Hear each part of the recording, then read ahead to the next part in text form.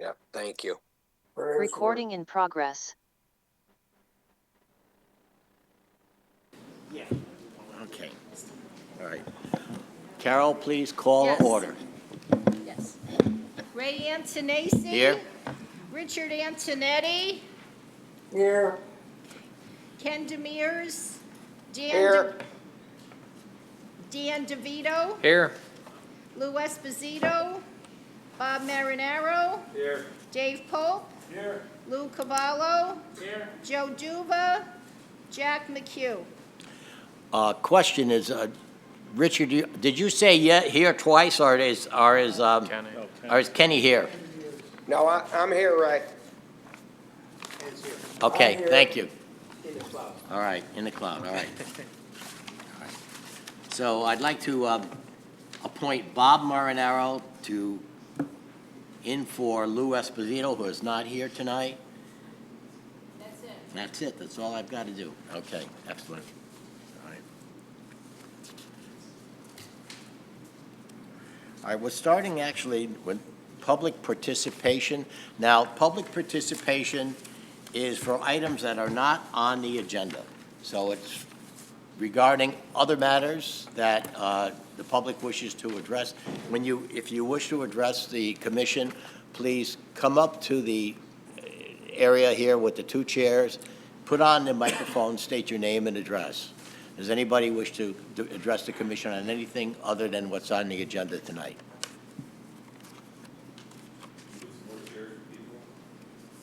Oh, okay, let me address that question. Okay, we have an overflow crowd here. I don't know if there's any more chairs available. The option is that we would continue this hearing to the next Wednesday night and move it to the high school auditorium when the high school is available. But since we're not terribly overflowed, I prefer to move forward tonight if we can move on, because these public hearings, everybody's come out, we're here, okay? I think it would be in everybody's best interest if we went forward.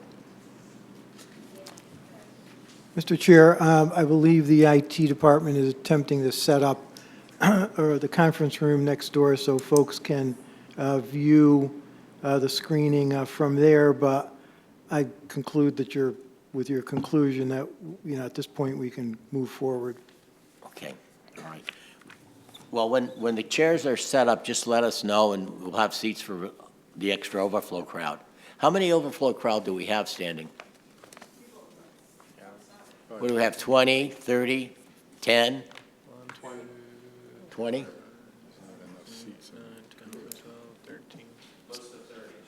Close to 30? Okay. Out in the hall? There's not 30 people in the hall, is there? Okay, next item on the agenda is the acceptance of the minutes.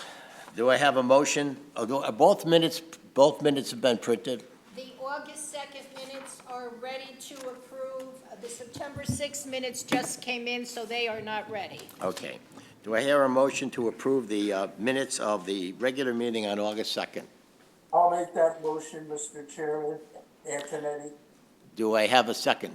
Second. Any discussion? All in favor? Aye. Approved. The next item on the agenda is a staff report. Mark Massoud, would you proceed? Thank you. Mr. Chairman, I'm happy to report that the subcommittee meeting for the zoning regulations has actually completed its task with regards to finishing the review of the entire document. It's now in the hands of the consultant, zoning consultant, and myself, who will come up with the first complete draft for review, first by the subcommittee and then for a review by the committee as a whole. So we've made some great progress, and we should have something for folks to review soon.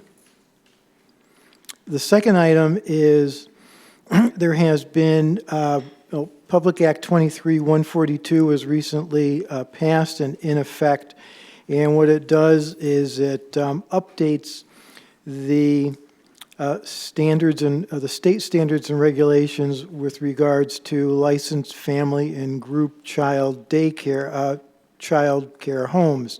So what it does is updates some of the outdated terms and definitions, and the state has tasked each municipality to review and to certify that its regulations meet those new standards by December 31st.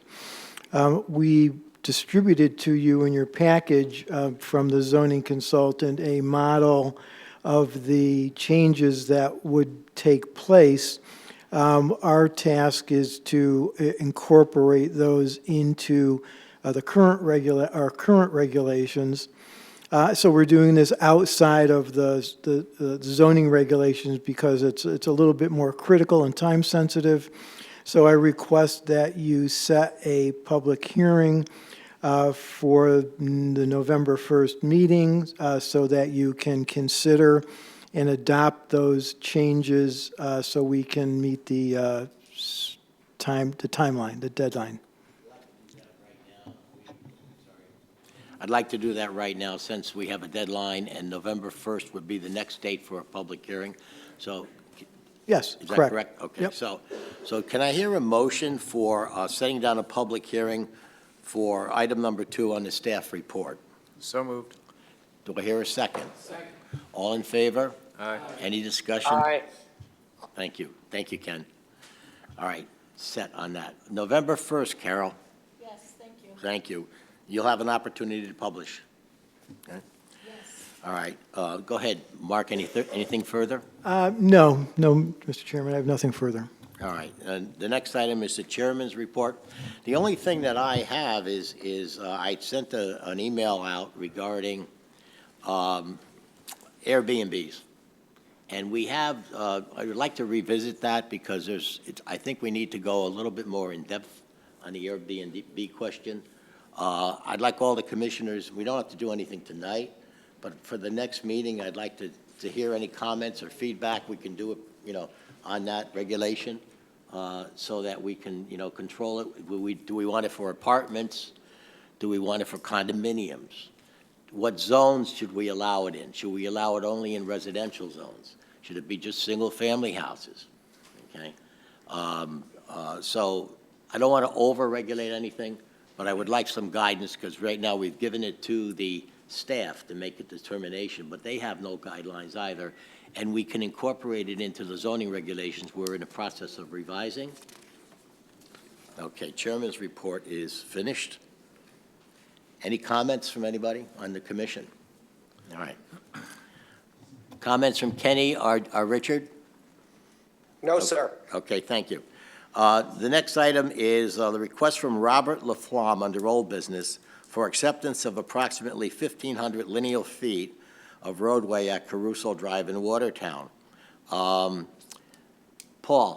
Yes, sir. are we all set on that? Yes, Mr. Chairman, we were waiting for the town attorney to submit a report about the property was suitable, no liens or anything against it, and Public Works is fine with the road as it is, so we're recommending referring acceptance by the P&Z Commission, referral to Town Council for final acceptance. Okay, I will entertain two motions. We need one motion for acceptance of the report, and the second motion for referral to the town council. Do I hear the first motion? So moved. Do I hear a second? Second. All in favor? I'm Aye. sorry, who's second? Aye. I think it was Dave, Thank yeah. you. All right, and now the referral to the council, do I hear a motion for referral of the acceptance of 1,500 lineal feet of roadway to the town council? So moved. Do I hear a second? Second. All in favor? Aye. Okay, thank you. Thank you. Next item on the agenda is new business. We have JRD Properties, Watertown LLC, subdivision application for 4 industrial subdivision and construction of 3 new buildings located at 192 Park Road, Watertown. This can have a public hearing at the discretion of the commission, but we'd like the applicant to make its presentation or their presentation at this time. Thank you. Please identify yourself. Okay. Good evening. For the record, my name is Emily Jones, professional engineer with Civil One in Woodbury. I do have some boards tonight, but I know they're a little difficult to see, and everybody should have 11 by 17 copies of the plans, but I have extras if you don't. So just to give you a brief, oh, these have been rolled up a while. A brief background on the property. The applicant is JRD Properties Watertown LLC, and the address for the site is 192 Park Road, which is just past the intersection with Callender Road. The project site is located on the eastern side of Park Road, north of the intersection with Echo Lake Road and Callender. It's a 66.4 acre property, and it's located in the industrial IR 200 zone. The site currently does contain a 2-story industrial building that houses Universal Body and Equipment, which builds specialty trucks, like plow trucks and other commercial and industrial uses. There's an existing driveway on the site that serves the building, some of which is gravel in the rear, and they have some storm drainage and detention facilities on the site from when they went through the approval process here. There's a large wetland area at the bottom of the site, so we are currently before inland wetlands. There's also a little farm pond in the middle of the site near where we have some proposed development. So we are before inland wetlands. They opted to have a public hearing, so we have a public hearing for them at the next meeting. We had a site walk with them last Saturday. There's also a 400-foot wide Eversource easement that runs diagonally pretty much right through the middle of the site. So there's a lot of things to contend with on the property. And as such, we've proposed a 4-lot industrial subdivision with no new roadway. All 4 lots will be served from Park Road, individual driveways on Park Road. Lot 1 will be the continuing use and operation of Universal Body and Equipment, and there will be 3 new proposed industrial buildings of similar size. So right now on the plans, we have 12,000 square foot footprints. They may be 1 to 2 stories. We've calculated the parking and everything at 2 stories for those buildings. As mentioned, we have some wetlands in the back. The site is somewhat steep as you get off of the road down to the site. So what we're proposing to do is keep those buildings as close to Park Road as possible, both for visibility and ease of use and for limiting of the disturbance and clearance on the site. And each lot, I believe, will have to come before this commission for site plan approval as well after the subdivision is hopefully approved, when they have an end user and a final footprint of the building, use for the site, that will have to go through the detailed design process for parking and everything like that, and come back for a zoning permit from the commission. So right now, we have some conceptual storm drainage designed. We designed detention systems for each lot. It was our impression that the lots would need to come back to wetlands as well, but they determined or decided that they would like to see fairly detailed drainage design at this point in time for each of the lots, so that they can make a determination, they can feel more comfortable with their determination. So we are in the process of shifting the buildings a little bit based on feedback from our wetlands walk. There's a farm pond, there's some regulated activity associated with that, so they'd like to see an alternate plan that moves the buildings on lots 2 and 3 a little bit further apart. So we are currently working on that to show them at the public hearing. Whether or not that becomes, the most feasible and prudent alternative, I don't know. But I'm, confident that we will have it resolved well ahead of the next meeting of this commission, because we're well on our way anyway. So, having said that, I'm happy to answer any questions the commission may have, and that's it. Do you know the date of the public hearing for wetland? Yes, October 12th. Okay. Mark, we're in a situation here where we've got wetlands pending, and we have a subdivision approval pending. Do you have a recommendation on this? Should we table this matter until such time as we know what the wetlands is? I mean, it might be simpler. As a requirement, Mr. Chairman, the commission cannot act until the Wetlands Agency makes its determination. Okay. All right, so we really appreciate your very professional presentation. Okay. However, we're going to have to, I'm going to Of ask course. the commission for a motion to table this. Yep.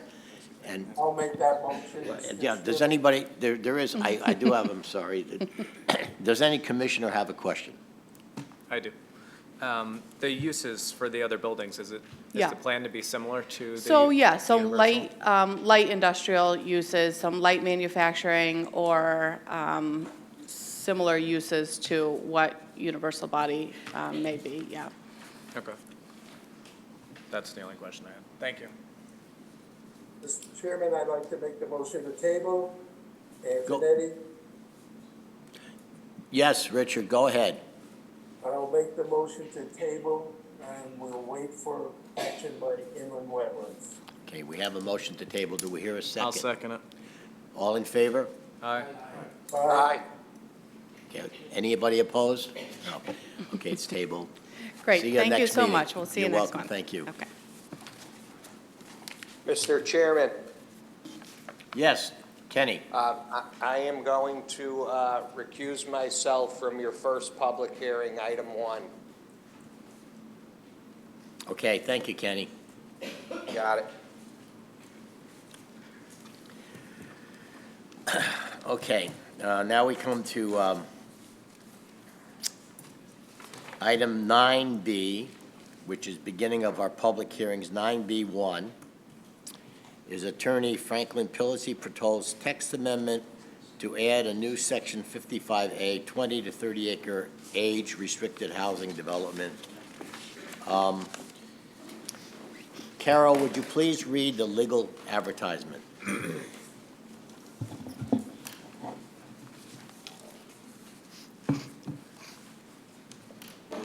Okay. The Planning and Zoning Commission of the Town of Watertown, Connecticut will hold public hearings on October 4th, 2023 on the following.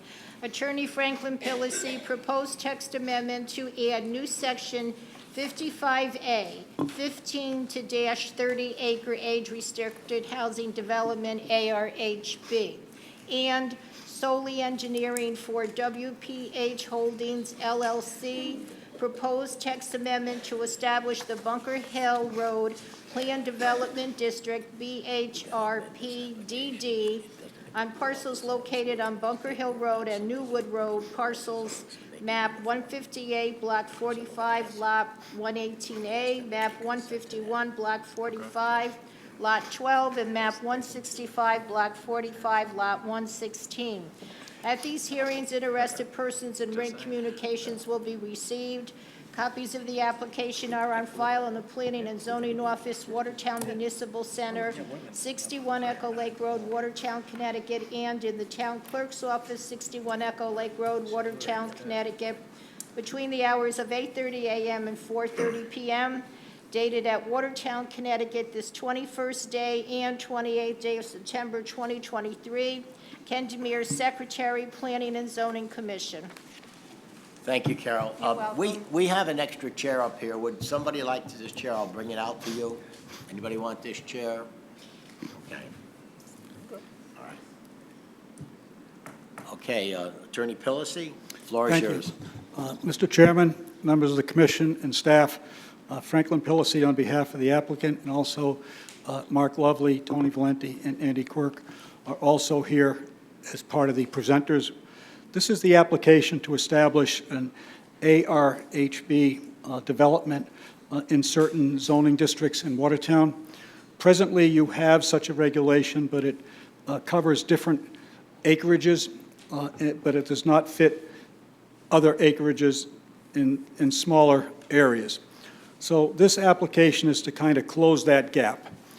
Now, we have submitted this, and we have received a memo from town staff, Mark, zoning officer, that commented on certain aspects of the application. I'll just touch on those briefly.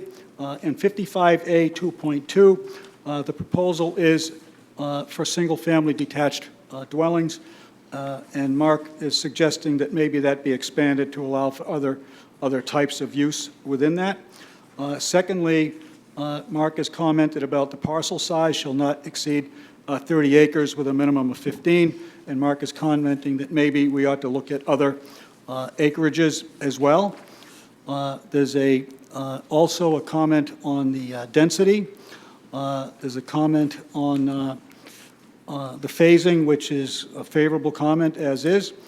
There's a comment on building separation, setback, maximum coverage of building, maximum surface coverage, and concerning, there's a comment that needs a little bit more discussion on definitions or lack thereof with respect to Section 55A 4.2. That's existing. We're not proposing any changes there, but nevertheless, we have a comment to be taken into account. There's a comment about community facilities, perhaps a clubhouse or a gazebo or something of that nature. And there's also a comment about whether or not this new zone, once created, should allow for affordable housing if at the option of the applicant.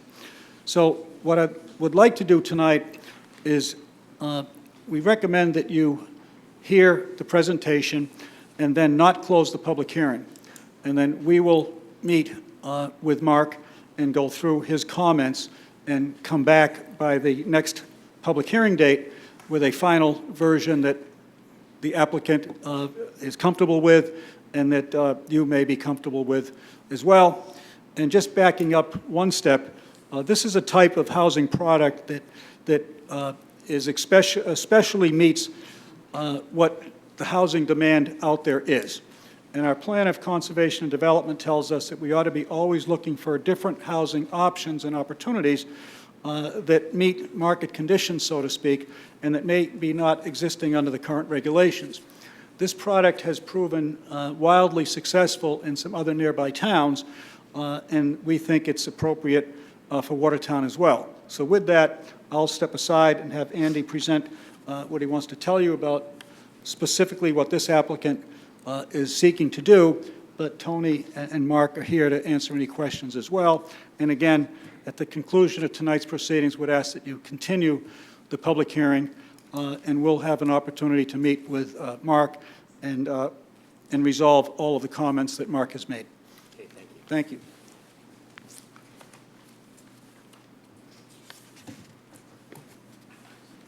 Good evening, Chair, Commission members. My name is Andrew Quirk, professional engineer and principal with Kratzer Jones and Associates.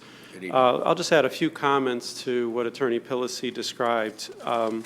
First is I think that in the rewriting or compiling of the regulations that this was just an oversight or a mistake. In fact, in the sections it talks about the acreage, and it in fact has 15 acres as the minimum, but the text says 150.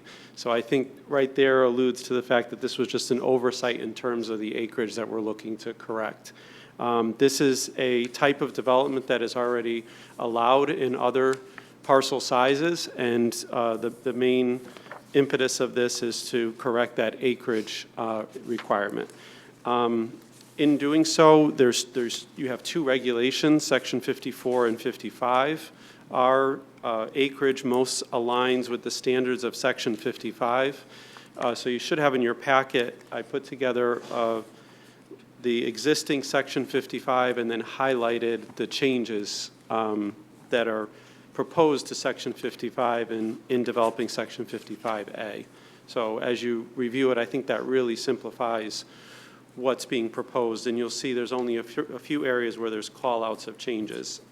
Just very quickly, again, those are the acreage to be for 15 to 30 acres, the density to 3 units per gross acre, But along with that, I just want to highlight that although the density for those larger developments is 2 units per gross acre, and this is a smaller acreage, so it's more appropriate to maybe have that 3 units per gross acre, we did more than double the building separations.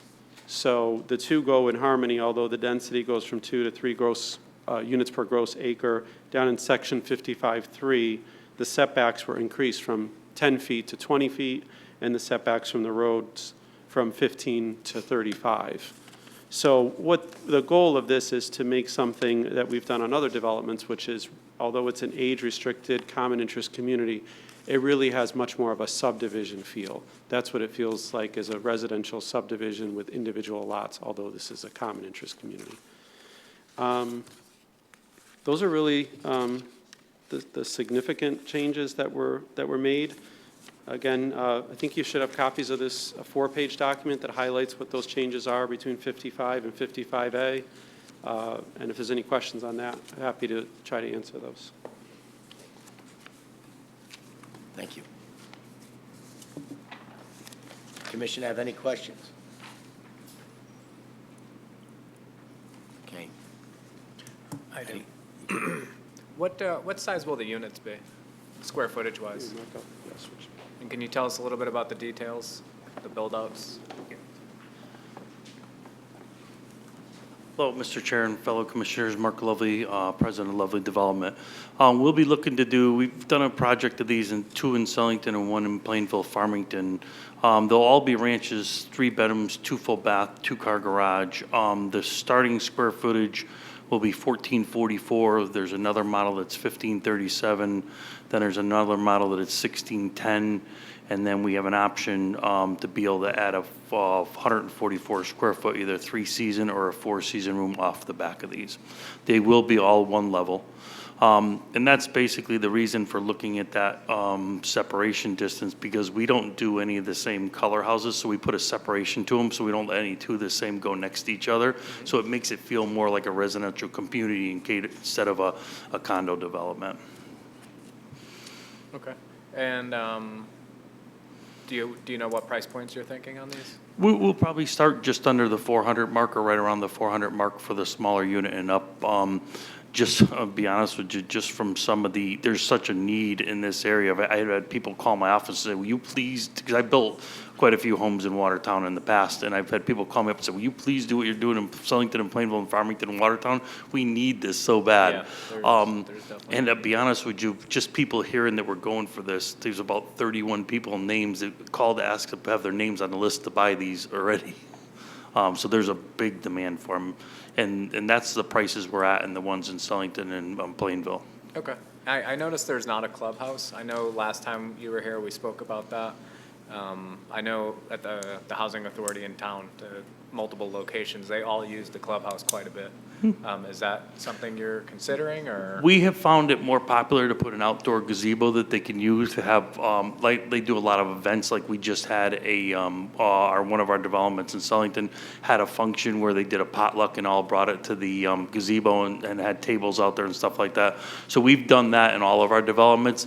Trying to keep the condo fees down. The last 3 developments we've done, they've been under $200 for the fees a month, and we're running those at under budget.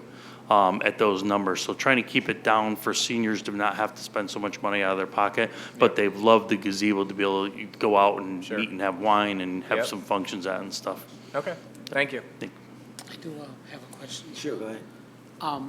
Mark, would this be a deeded type community or association that you have like a home association? Yes, it would. What we basically do, we would do it a PUD where each home owns a small portion of the property across the back, and it would be in an association that they're plowing, they're mowing, they're mulching, their lawn service, their garbage pickup would all be included. So it would be private road work, so there's no real restraints on the town aspects. There'll be privately owned roads where they'll be maintained by the homeowners association. No kids in the school system, because depending on what your regulation is, some towns the kids have to be 20 and above that can live there. Some have to be 18 and above. So you really don't have any kids in the school system also. And all that would be maintained by the homeowners? Yes, we run the homeowners association. We set it up until it's 100% grown in, and then we turn it over to them with the contracts. And then what we do on most of our developments, we work with them the first year to be able to help them with pricing and getting bids and stuff like that. So it's maintained professionally. Thank you. Yes. Okay, so there's 2-car garages 2-car garages, yes. and nobody under 18, What's that? nobody under 18 years of age, Nobody under 18. right, living in a unit. Exactly. And 80% of 55 and older. Yes. Oh, no, we do all of ours 100% 55 and older. Okay, 100%, Yep. okay. Commission members have any other questions?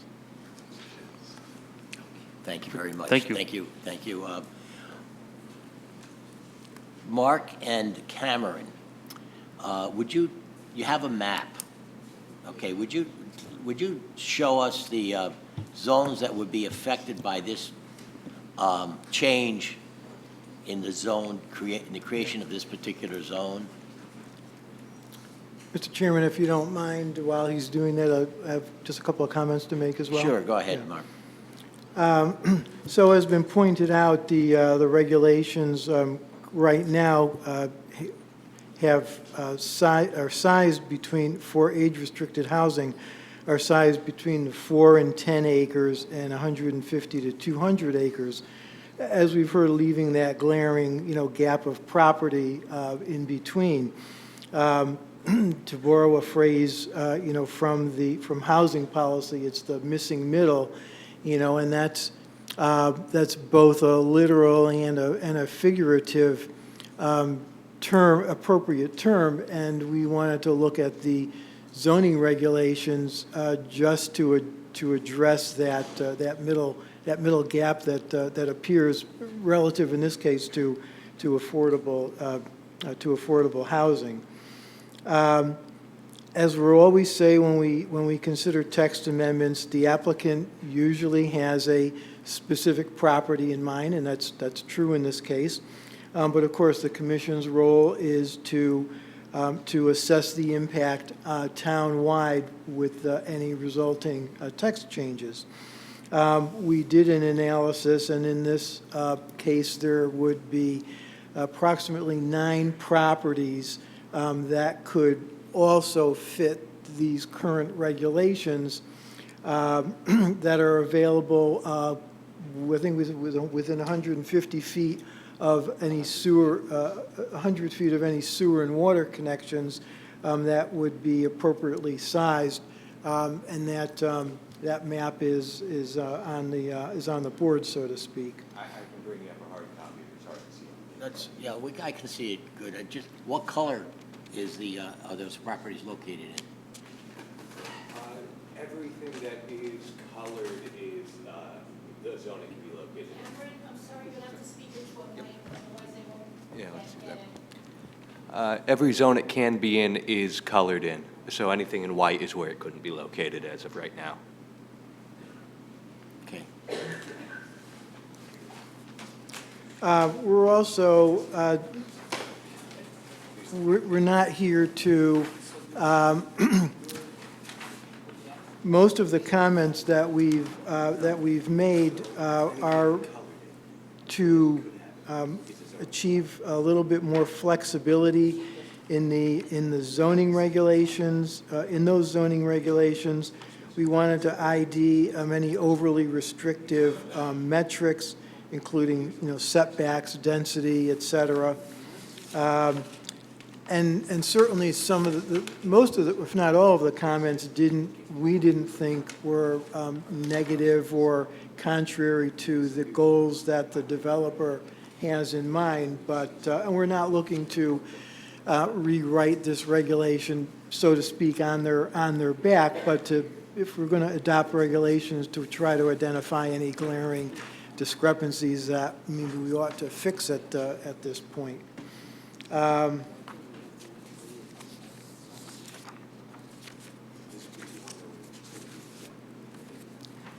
So Attorney Pillacy and Andrew went over, most of them, and I agree, we agree with their suggestion that we come together and take a look at the differences, some of the densities, some of the setbacks, and come to some agreement for the next meeting and give you a set of regulations that you can pass. Okay. Leads me, I have a question. Your other projects in the other towns, Mr. Lovely, are they 3 to an acre? They are actually, Sellington is 4 to an acre, and so is actually Farmington and Plainville zoning. They were 4 to an acre. Yep. 4 to an acre? Yep. Okay. Yep, when we did those, we actually wrote the arch regulations for Sellington. Sellington didn't have this regulations, and we were the ones that had adopted it and put it forward.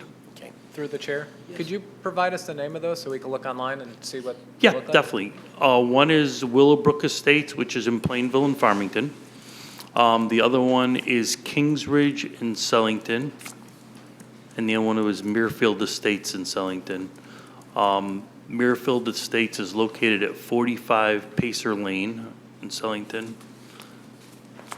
Kingsridge is located at 785 South End Road.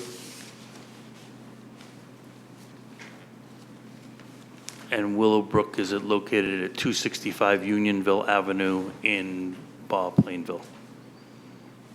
That had 38 units in Plainville and 25 in Farmington. Thank you. 23, sorry, 23. Also, if I may, through the Yes, chair. go ahead. Mark, how many units are you projecting in the 30 acres? We will probably be somewhere around 34 to, in this development, we're probably going to do about 1 an acre, just because what happens is the topography and stuff like that. We're trying to stay within where we'll have less wetlands impacts that we had before. And nice thing about these projects, you're taking and doing, usually, to be honest with you, you only get 2 to 3 an acre anyway. So that's why we looked at the 3 as that aspect. But over there, we only have about 34 units out of that acreage. So 34, maybe 50? Yeah. Yep, max. Any other questions from the commission? Any, I'm sorry. anything else from the staff? Anything else from the staff? No, on no, this? sir. Okay, all right. Public, does the public, anybody from the public have anything to say about this matter? Yes, ma'am, could you approach? That's the next one. Hi, good evening. My name is Rosemary Longo. I live at 1176 Middlebury Road. Yep. Just a couple questions. In the letter that I saw that was submitted, there's a text amendment proposed for section 55.4.5. And it's not exactly clear what is being amended. It's not clear if the entire first sentence is being removed, which is the requirement for 2 off-street resident parking spaces and a requirement for the garage. Well, I can address that. I normally don't address public, but he did say there's going to be 2-car garages. Right, but the text amendment looks like Okay. it's removing that. All right. The other question that I have is on the text amendment for section 55.4.8. Right now, it states that at least 25% of the minimum required private open space shall not be designated as wetlands or have greater than 25% slope. It looks like the proposed text amendment replaces the word required private open space with requested private open space. So I'm just curious what that impact presents. Okay. Good question. They're going to have a meeting, and all these things could be addressed, I believe. Okay. Thank you.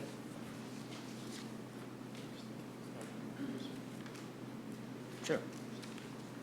Thank you. Thank you, Chair. Andrew Quirk again, for the record. I think that may have been a previous version, because at least what I have here, there's no change proposed to either one of those sections. 55.4.5, previously there was a change that we were looking at for parking, but that was eliminated, so it's the same. as the regulations, and then same for 55.4.8 with the open space, there's no change. Okay. And that's shown on the sheet that you have that has the comparison for those sections, at least what I have here, there's no change to those sections. Thank you. But we'll review that with staff as well, too. But, Thank you. no changes to those sections. Anybody else from the public have any comments?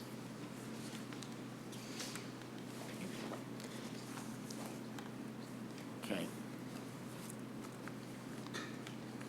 So we got, all right, so I would entertain a motion at this time to continue the public hearing per the request of the applicant. Do I hear a motion? So moved. Do I hear a second? Is there any discussion on this motion? Hearing none, do we have a vote? All in favor? Aye. All opposed? Motion carries. The hearing is continued to the next date, which is November 1st, 2023. Thank you, gentlemen.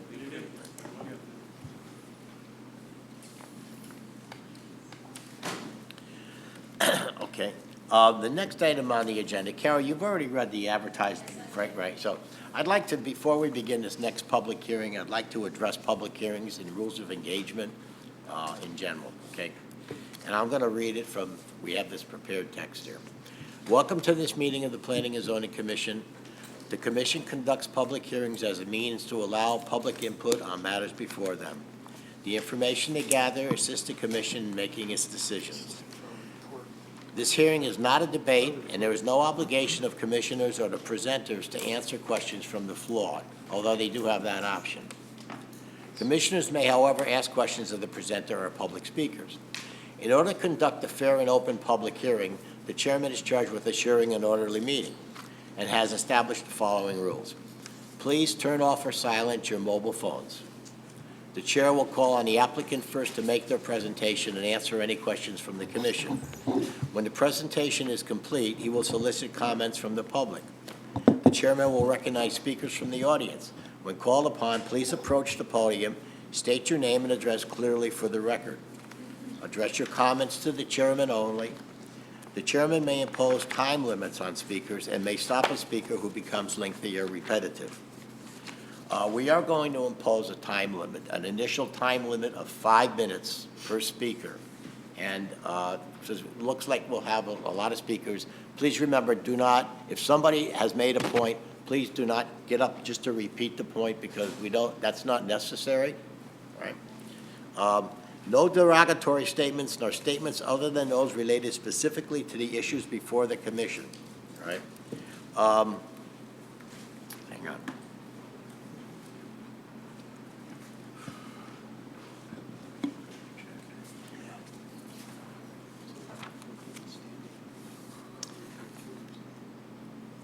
While applications are pending before the commission, communication with commissioners should only be in this public hearing venue. You may communicate concerns or ask questions of staff outside of the hearing during normal business hours. Thank you for attending the public hearing and sharing your facts, opinions, and concerns. Okay, you've got the floor. Hi, could you guys put the presentation up? Good evening, members of the commission. For the record, my name is Kevin Soley. I'm a licensed professional engineer in the state of Connecticut with Soley Engineering. Office is located at 501 Main Street in Monroe, Connecticut. With me here this evening is Luke Morrow, a senior project manager with my office, and also some representatives from the development team. We're here tonight to talk about a proposed regulation amendment to create the Bunker Hill Planned Development District. Next slide, please.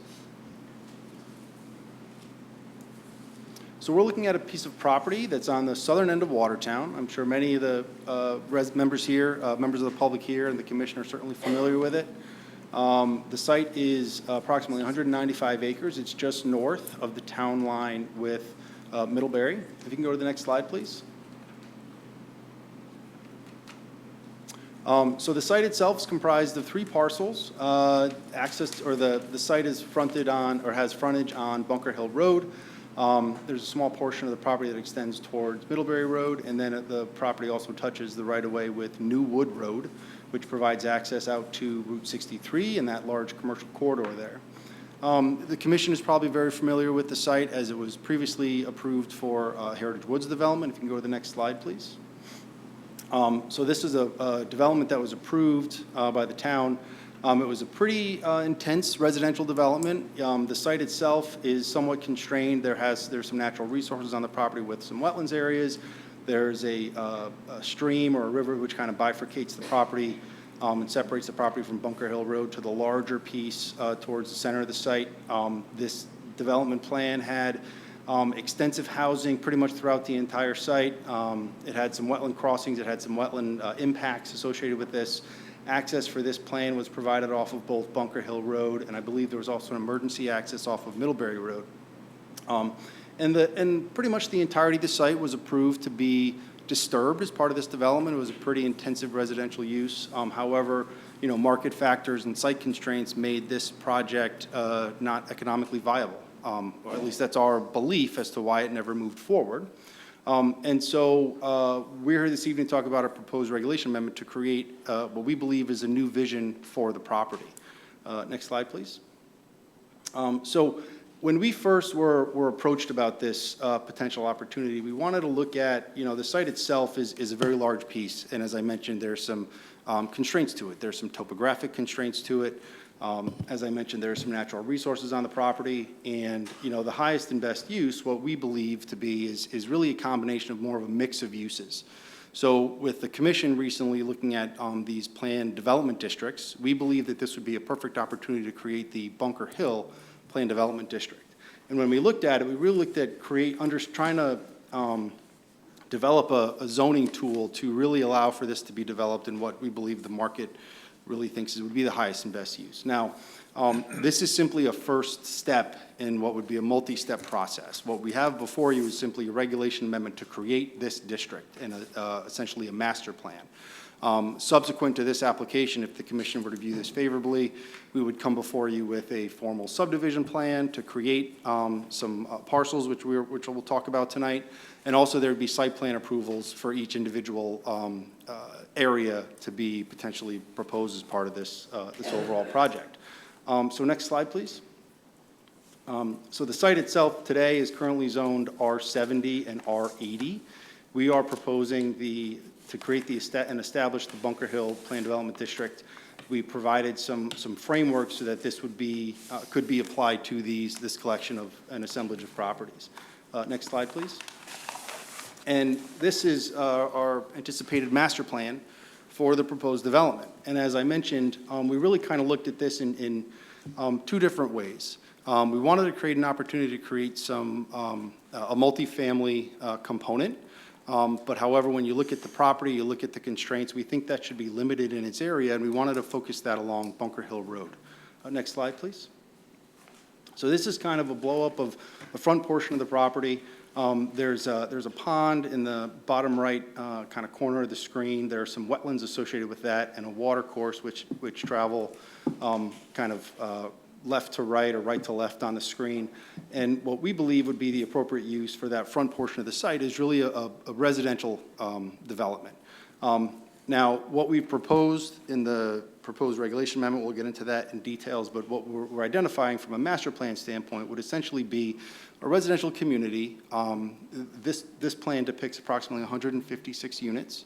What we propose, and we have a number of provisions established in the proposed regulation amendment, which would really provide some controls for the commission to consider when reviewing applications like this.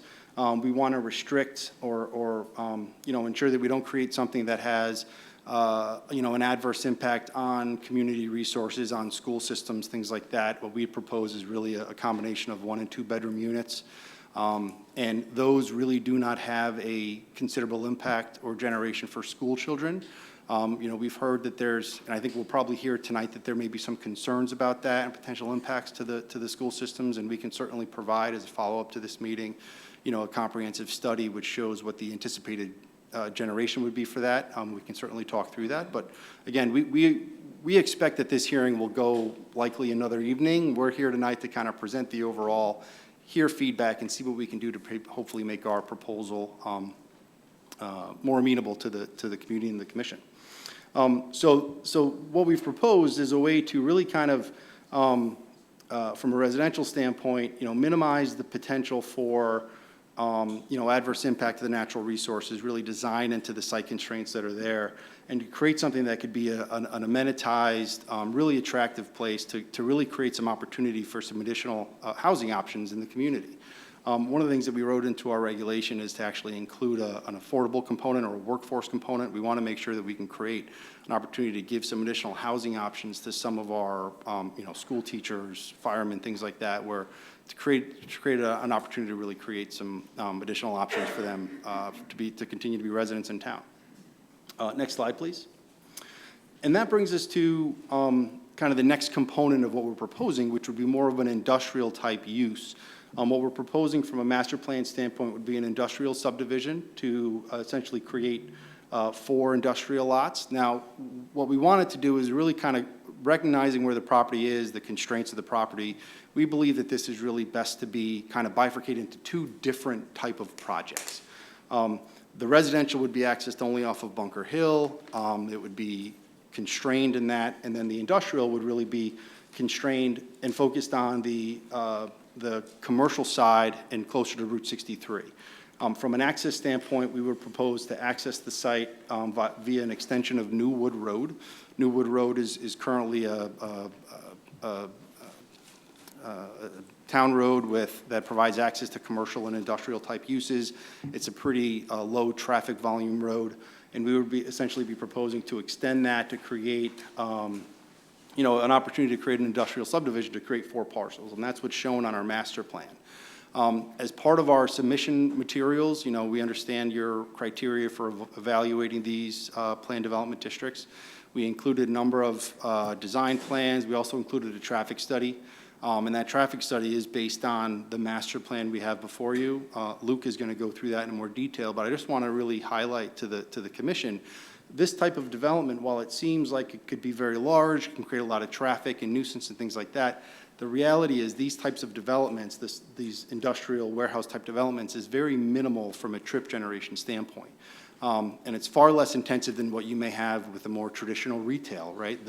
It's amazing to think, but a grocery store or a Starbucks or something like that will actually generate more trips than what you would see from a peak hour standpoint with some of these larger industrial type buildings. And we'll get into that in a little bit more detail. But that's kind of a summation of what the overall project is. Luke's going to run through some of the details of what we submitted in detail, and then we're going to be here to answer any questions the commission may have and hear from the public. Next slide, please. Okay. Good evening, members of the commission. For the record, Luke Morrow, I'm a professional engineer, professional traffic operations engineer with Solely Engineering in Monroe, Connecticut. So I was kind of pick up where Kevin left off. So just kind of more detailed description of what our master plan kind of proposes. I won't go into, kind of cover what Kevin already talked about, but 156 units of multifamily proposed access strictly off of Bunker Hill Road to the north side of the site, trying to avoid any wetlands impacts or steep slopes, to the greatest extent practical. And with that, with those 156 units, we're proposing about 300 or so parking spaces. The 4 lots to the south are 4 industrial buildings that range from about 150,000 to about 287,500 square feet for a total of approximately 767,500 square feet and just under 1,200 parking spaces. That's the Park 2 town code. Access to the industrial subdivision itself, as Kevin mentioned, would be separated from the residential development, and that access is proposed off of Newood Road, which is a lightly traveled industrial street, providing more direct access to Straits Turnpike. Next slide, please.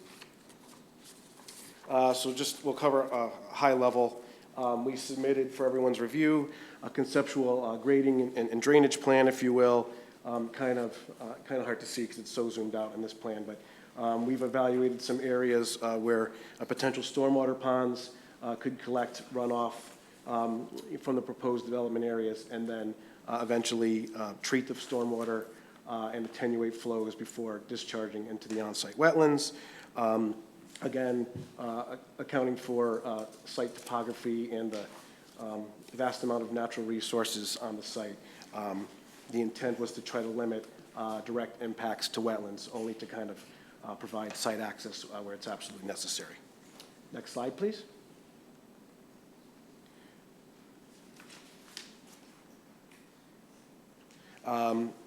So an additional set of plans we provided to you is a conceptual utility plans, and if some are confused, we broke them up into 5 parts in your packets. What we're just kind of showing overall here, just for time's sake.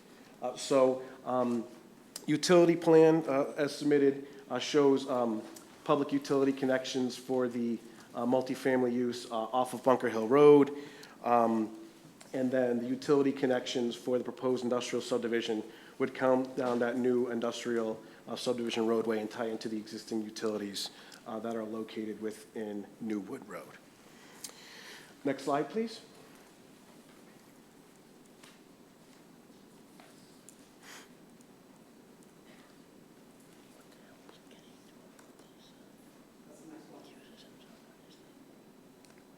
Next one. Next one. Yeah, sorry. Also as part of our submission materials, we included a preliminary traffic assessment.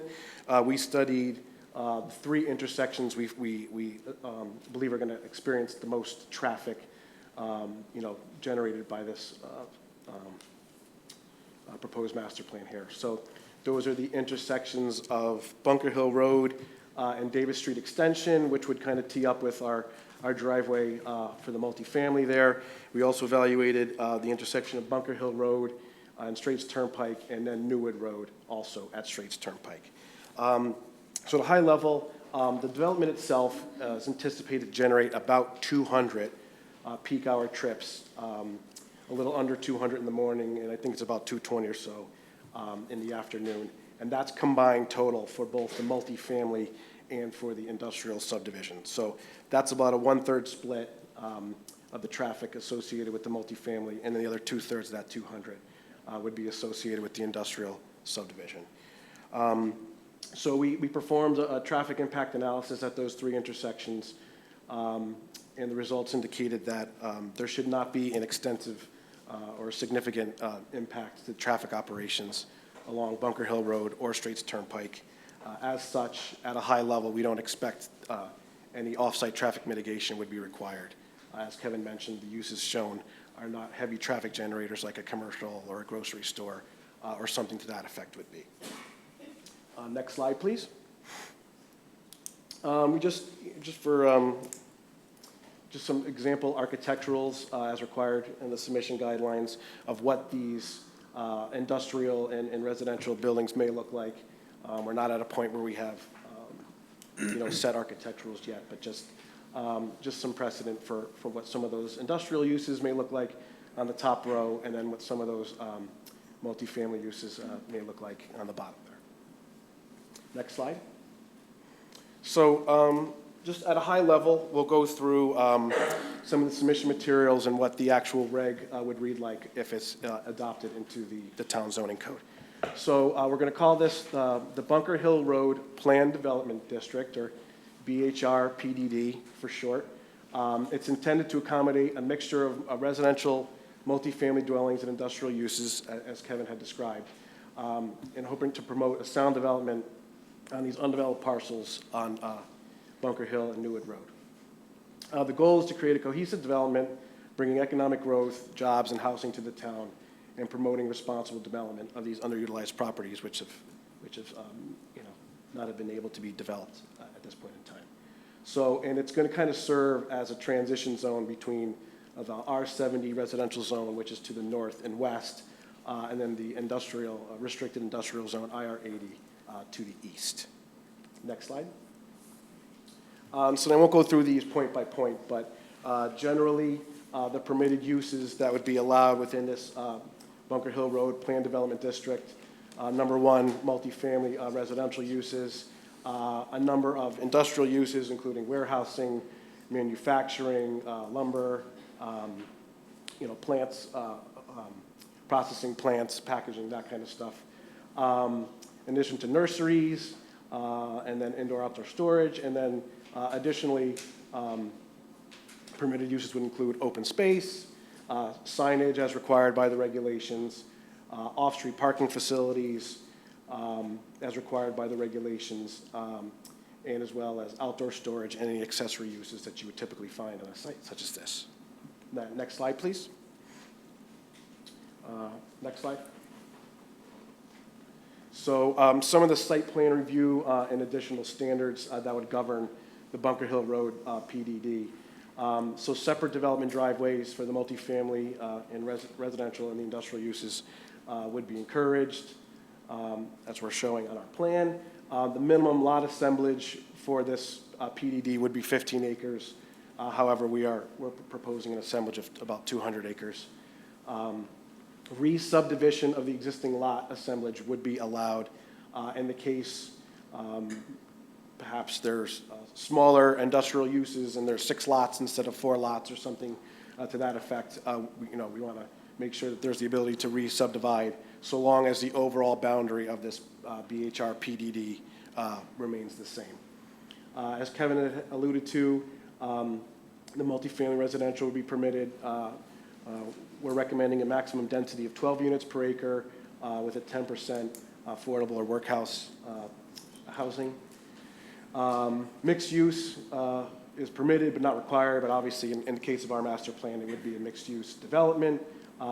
Maximum height would be capped at 60 feet per building. Open space should be integrated into the project. Phased development of site plans would be allowed.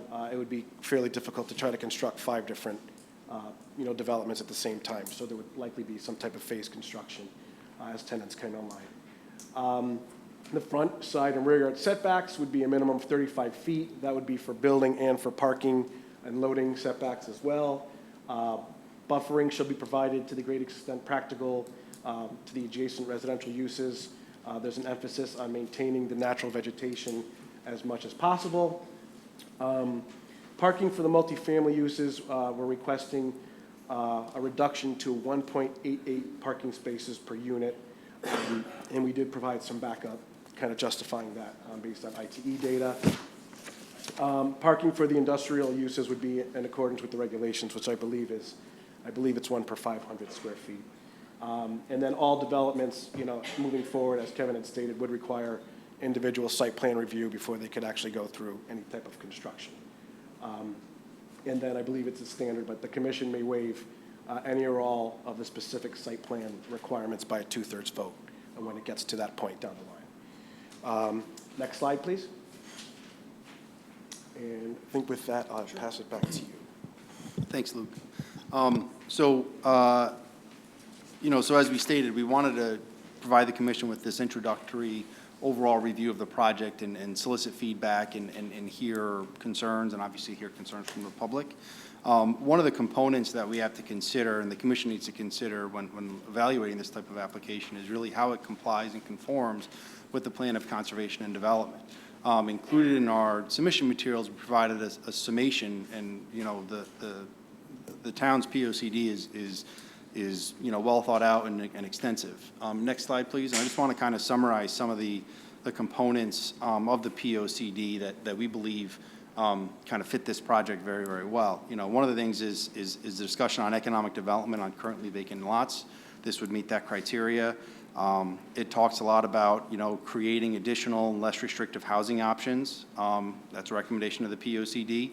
This is a mechanism to create that opportunity along this corridor as part of a well thought out and planned application, which we believe this meets that criteria. These parcels were identified in the POCD as growth areas, and they were deemed appropriate for both industrial and residential development. The site is serviced by public utilities, so we aren't creating an issue where we have to, have large or significant extensions of utilities. They're available in New Road Road to service the industrial side. They're available on Bunker Hill to service the residential side. We've incorporated in our overall master plan very large open green spaces. We've also maintained large natural buffers. Actually, if you can go to the next slide, please. I'm going to speak to the master plan while I go through the rest of those points. large natural buffers. One of the things that we're proposing, and I know that there was a lot of concern as part of the previously approved development regarding, emergency access off of Middlebury Road and some of those residents. When we looked at this, we were able to maintain an extensive 200-foot plus buffer for many of those properties along Middlebury Road, and we believe we can eliminate that emergency access to that area. From our experience, we believe what we can do is really minimize any potential impact to those surrounding residents and really provide a substantial, screen and buffer so that they wouldn't have any adverse impact associated with this proposed development. One of the other components, majority of on-site wetlands will remain untouched, except as required for site access. We're able to provide crossings over a wetland corridor and really maintain buffers from all the other natural resources on the property. We have sufficient room to provide above-ground stormwater management to kind of create some additional resources there. And we can treat and attenuate runoff to all on-site wetlands and comply with both the water quality manual by DEP and also the drainage manual by the Department of Transportation. We're proposing separate and distinct access between the multifamily and the industrial. We're actually able to maintain and protect that natural stream corridor and that associated floodplain. The previous application actually had access through there and had a little bit more impacts than what we would be proposing. So we feel that we're trying to be sensitive to some of those natural resources and develop a plan that, provides those buffers and provides those protections. And then, from an off-site traffic standpoint, and we certainly can understand the concern from a traffic standpoint. One point that I wanted to make is that a project of this size, would meet the requirements for additional review by the Department of Transportation. They have an Office of State Traffic Administration. They would be, as part of this project, that would be triggered with them. They would have, this would be something that they would review and provide additional oversight over to make sure that what we're proposing does not have adverse traffic impacts, does not create, anything that would require mitigation. And I know it may be, as Luke mentioned regarding trip generation, developments such as this, while they're large in size, they do not create a lot of peak hour trip generation. They don't, it's not like it's dumping out during those peak hours where those highest level of traffic volumes exist on Route 63 and in the area. So this project, would not have a significant traffic or trip generation impact. And to point out again, as part of our proposed regulation amendment and moving forward path, each individual building or lot would require an additional site plan review by this commission, and then, any modification from what we're proposing here would need to go back before the DOT as well. So there's additional protection measures built into the process to ensure that, what we're proposing, wouldn't have an adverse impact, and if there was something that triggered the need for mitigation, the developer would be obligated to provide that mitigation and ensure that there wouldn't be any impacts to the surrounding communities. I'll notice that I think in your packet there is a referral report from the Naugatuck Valley Council of Governments. They did find that this isn't regionally significant, but they did make a comment regarding traffic and ensuring that it wouldn't have an adverse impact on Middlebury. Our traffic study did include, was prepared in accordance with standard traffic engineering methodologies. We included the intersections where we would have a potential, addition in trips of up to 100 cars, but we're certainly happy to, as we continue to work through this process, provide additional documentation and ensure that there wouldn't be any adverse impacts to, the town of Middlebury or anywhere else beyond. And the DOT will also have an additional, review and oversight in that regard from a traffic standpoint. So with that, I think we'd be happy to answer any questions the commission may have, and then continue the public hearing.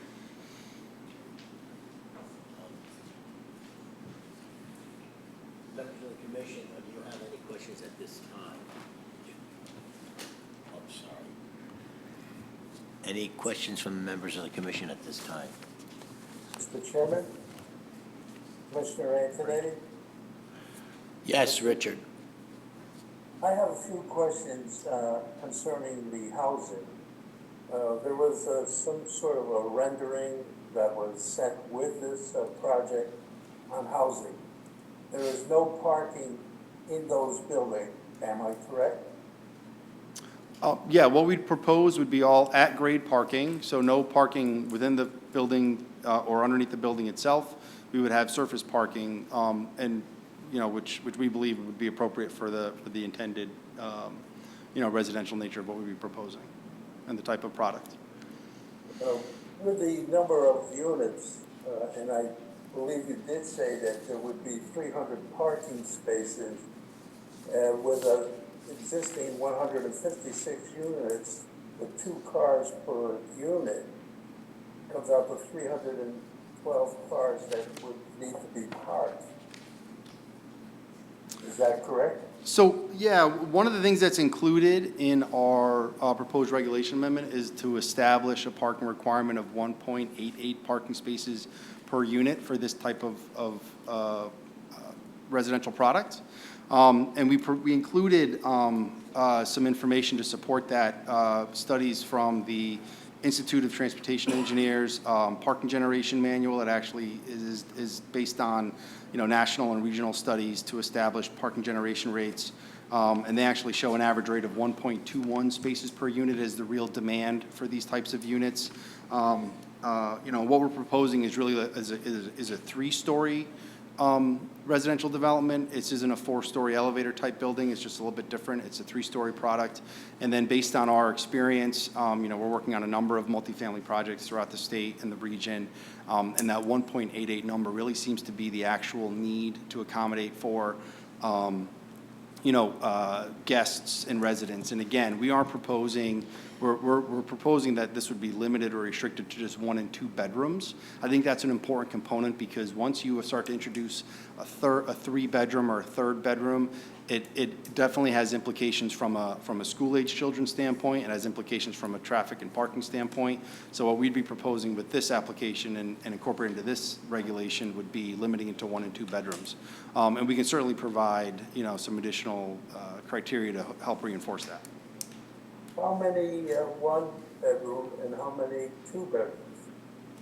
Generally speaking, we're generally seeing approximately 66% 2-bedrooms and 33% 1-bedrooms. That's generally the market mix. And I think when you look at that, it allows for, you know, oftentimes you know, you may have a single person who wants a bedroom and a home office. With the advent of work from home, that's certainly something that happens a lot more.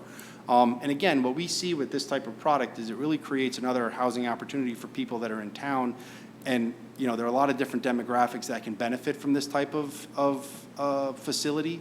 We like to call them, you know, oftentimes, and even from a school-age children's standpoint, you know, there's a demographic that we like to call suddenly single, where someone may, you know, there may be, someone may be going through a divorce and they want to live in the same community, live in the same school system. So even they may move here, they may want a bedroom for their children, but it isn't actually even a new school-age generation. It's not a new children in the school. It's just really someone else finding another place to live in the same community. And this type of product, we believe, allows and gives that flexibility for that. So these are not age-restricted housing? We aren't proposing to have them age restricted. We are proposing them to be non-age restricted. You know, we believe that providing this as an opportunity for people in the community is important. And it's been our experience that, you know, 1 and 2 bedroom facilities like this do not generate new school children. I know if that is a concern, you know, regarding the school district in town. But we aren't proposing these to be age restricted. We would propose these to be non-age restricted. I believe the height you said was 50 feet? Well, we provided in there for a maximum height of 60 feet, but again, these buildings would likely be limited, the residential components would be limited to 3 stories, is what we're proposing. You know, depending on... Those would probably be, those would actually be less than 50 feet from a residential standpoint. The 60 feet would be the max allowed within this Bunker Hill Plan Development District, so it would give us an opportunity to possibly have some higher ceiling heights for some of the industrial buildings, you know, if certain tenant requirements wanted to have either larger racking or higher racking or multi-stories.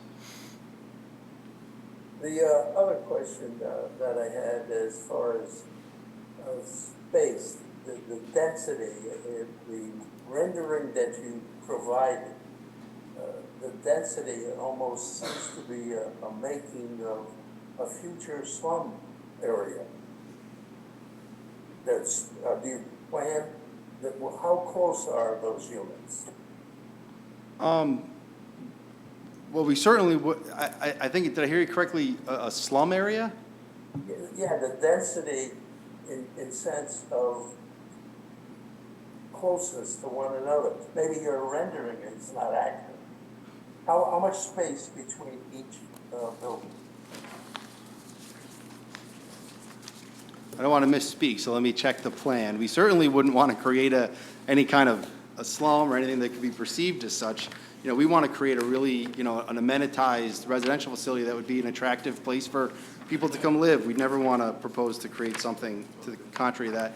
What we've done is we've provided, generally speaking, for developments like this, we have about 30 feet separation between structures, which we believe is, you know, it's consistent with a lot of other developments, you know, throughout the state.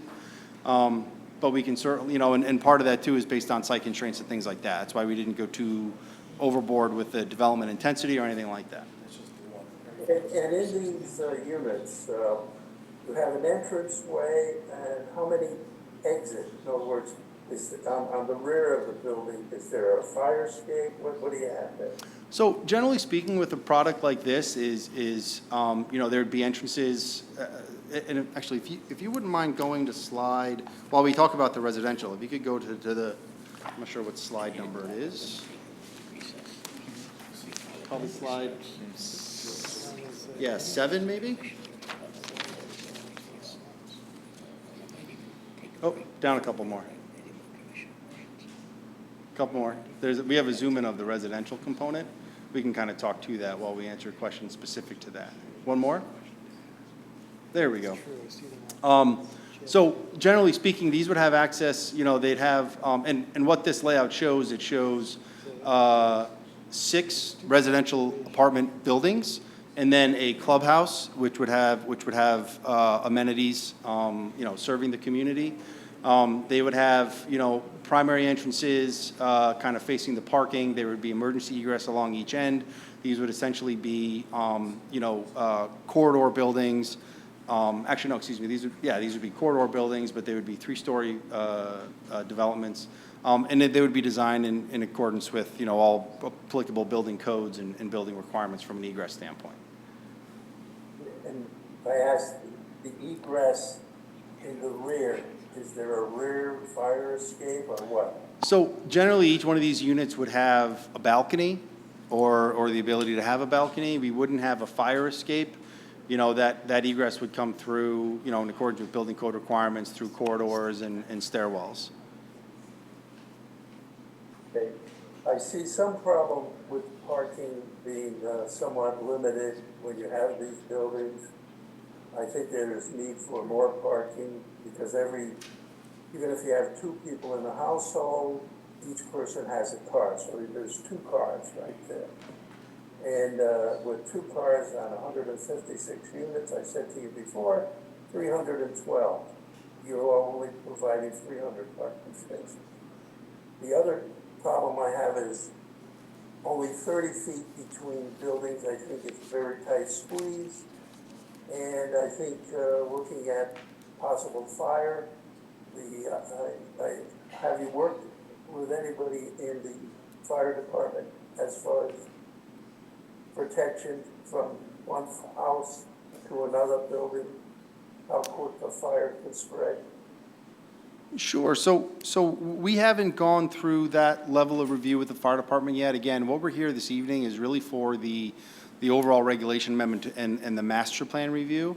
What would end up happening if this commission were to review this application favorably is we would actually come in with a formal site plan application for the individual uses. So, you know, we would have a site plan application specific for this multifamily development application. And that would be the time where we have a lot of that really detailed discussion from a site layout standpoint, from an egress standpoint, fire safety, parking, things like that.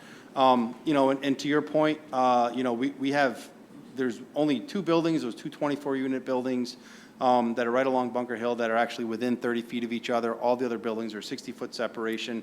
And to your point, that may end up being one larger building instead of two individual buildings, right?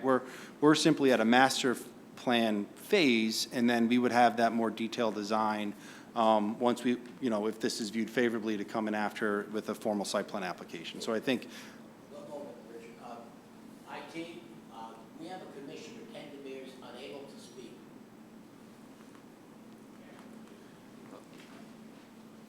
Mr. Chairman, what was your comment? Richard, hold on for a second, please. Yeah.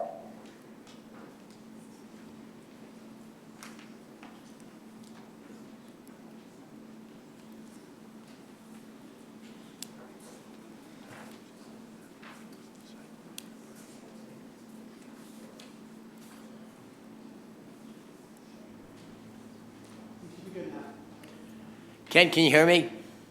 Yes, I'm here, Ray, thank you. Okay, great, thank you. Okay, you can continue, Mr. Solly. Thank you. Well, I hope I answered Commissioner's questions. I'm certainly happy to discuss it in more detail. Thank you. Any other commissioners? Oh, you know what, let's take a 5-minute recess right now, and we'll come back. Sure. Okay, thank you. We'll bang the gavel. 5-minute recess.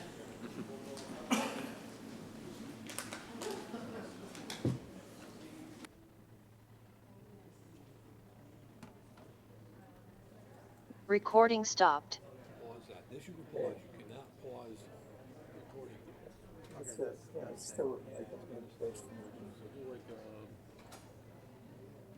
I just have it on this right now. Do a 7. Okay. Just blank it out. All right. I'll get some water.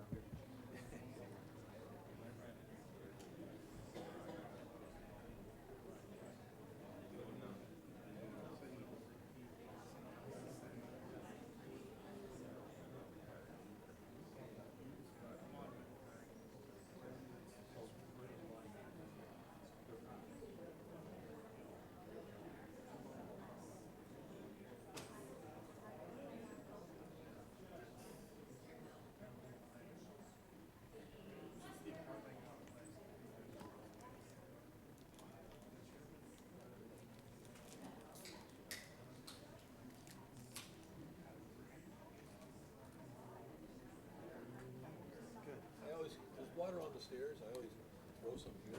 Thanks. I appreciate Just for this reason.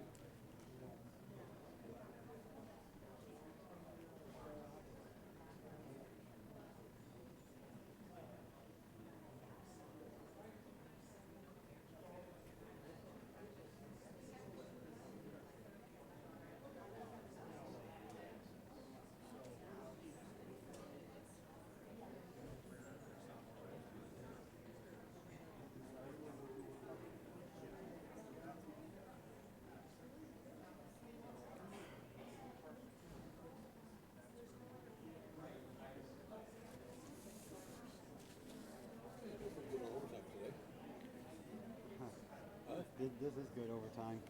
More than 35 to 40, you get straight time. Right. You gotta hit the 40 mark. To get the time and a half, yeah. But still, Still. charge for a session, you're gonna make your money. Yep. So we're already 2 hours over, 37 hours, that's good. Check with, you may get 3-hour minimum. I'm not sure what your minimum is. You may get a 3-hour minimum. So if it goes an hour, you'll still get the 2 or 3 hours. Check with Eileen on that one, though, see what your contract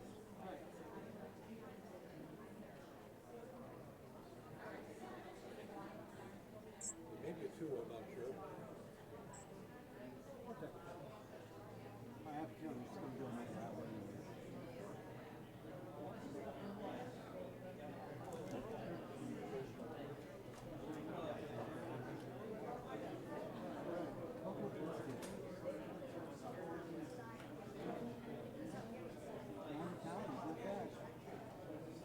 Not too bad.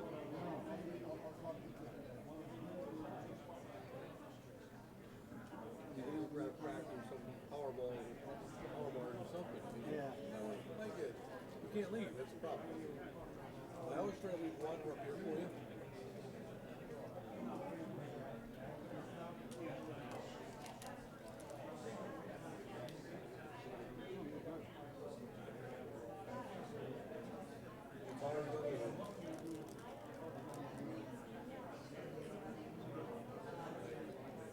wife tries to get stuff under 100 calories, 110 maybe.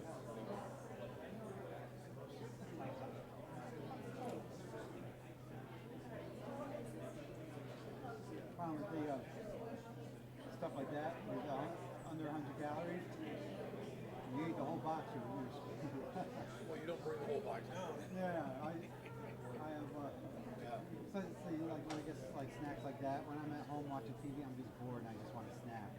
And then I'll go through the whole box, I'll get snacks, and then they're gone in like 2 days. So I try to like keep snacks in the house for that reason. I worked with a guy at Benchmark. I was in Massachusetts. He was the technician. The guy up there. He used to power walk. Yeah. At night, they just walk. He like calories, 2,000, 3,000 calories. And just walk it off into the darkness. And it was like nuts. I do HIIT training every day. I try to burn about 900 calories a day. So I try to get like, depending on how much I work out, like 2,000. If I don't work out at all, 1,800 calories. That's it. If I do work out, then I try to get about 2,500 calories in. Like the Wendy's bacon eater thing. Yeah. 10 slices of bacon. It's almost 2,000 calories. That right there is nuts. It's insane. Yeah. A Whopper alone, just a single Whopper, is over 1,000 calories for burger training. But he used to rock climb and everything. You see him on the side of the rock cliffs and stuff. Yeah. He was really cool. Kind of a nut, you know. He basically didn't like what was going on at work, and he wrote this nasty memo to the president of the company. It's like, why would you do that? You burned your bridge, you know? Yeah. Many times over, because it may apply to somebody else, it may know you. Yep. Frank gets me there once in a while. He'll ask me to proofread something. No, don't send that. I heard him say that this afternoon. Yeah, I didn't look at it yet. He's got something like that proofread. It's easy to get away from yourself, but less is more. A lot of times. And he'll tell me that. Suck it up, Nancy. Pull your screw up. Forget it. Let it go. Because they'll get to me after a while.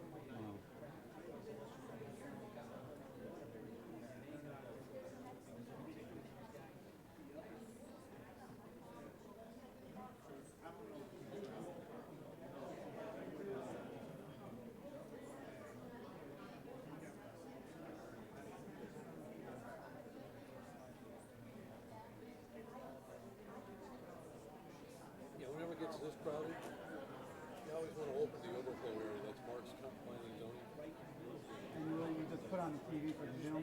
Yeah, I just put a Zoom right, put it as a regular. You'll notice in here, it would be the WTV P&Z. I would label it. Okay, yeah. I just leave it there.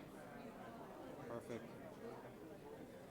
That way people don't complain later they were cramped and stuff. During COVID, we actually had like 14 iPads. All right, ready to go yet? Unmute and Recording in progress.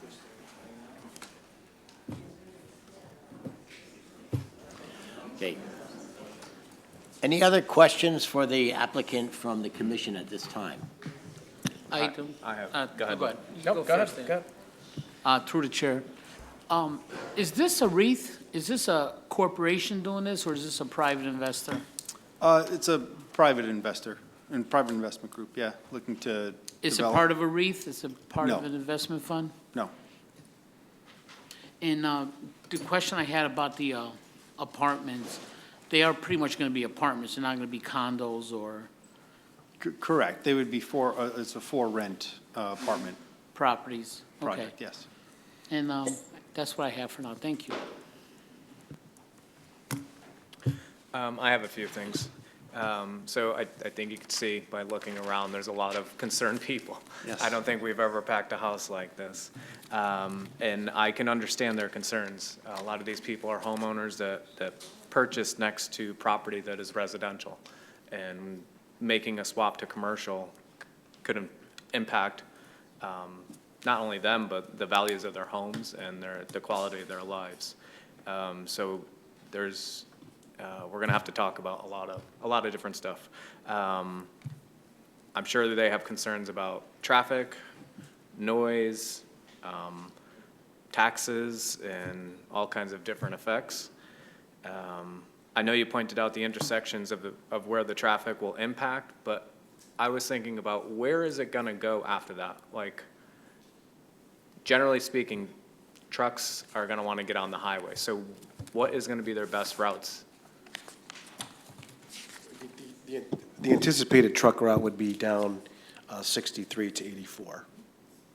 Down Middlebury? Down Down- towards Middlebury? To 84. Okay. Correct. And if they want to hit Route 8, you're thinking they're going to go towards Middlebury, get on 84, I mean, swing over? I think, yeah, so one of the things that, yes, yes, the answer to your question is yes. And one of the things that I want to point out, for any kind of, heavy vehicle traffic that may come with a development like this, a lot of times people will, plug an address into their GPS, their Google Maps, their Waze, their Apple Maps, and they'll plug it in, and usually that brings you through a lot of different neighborhoods or things like that.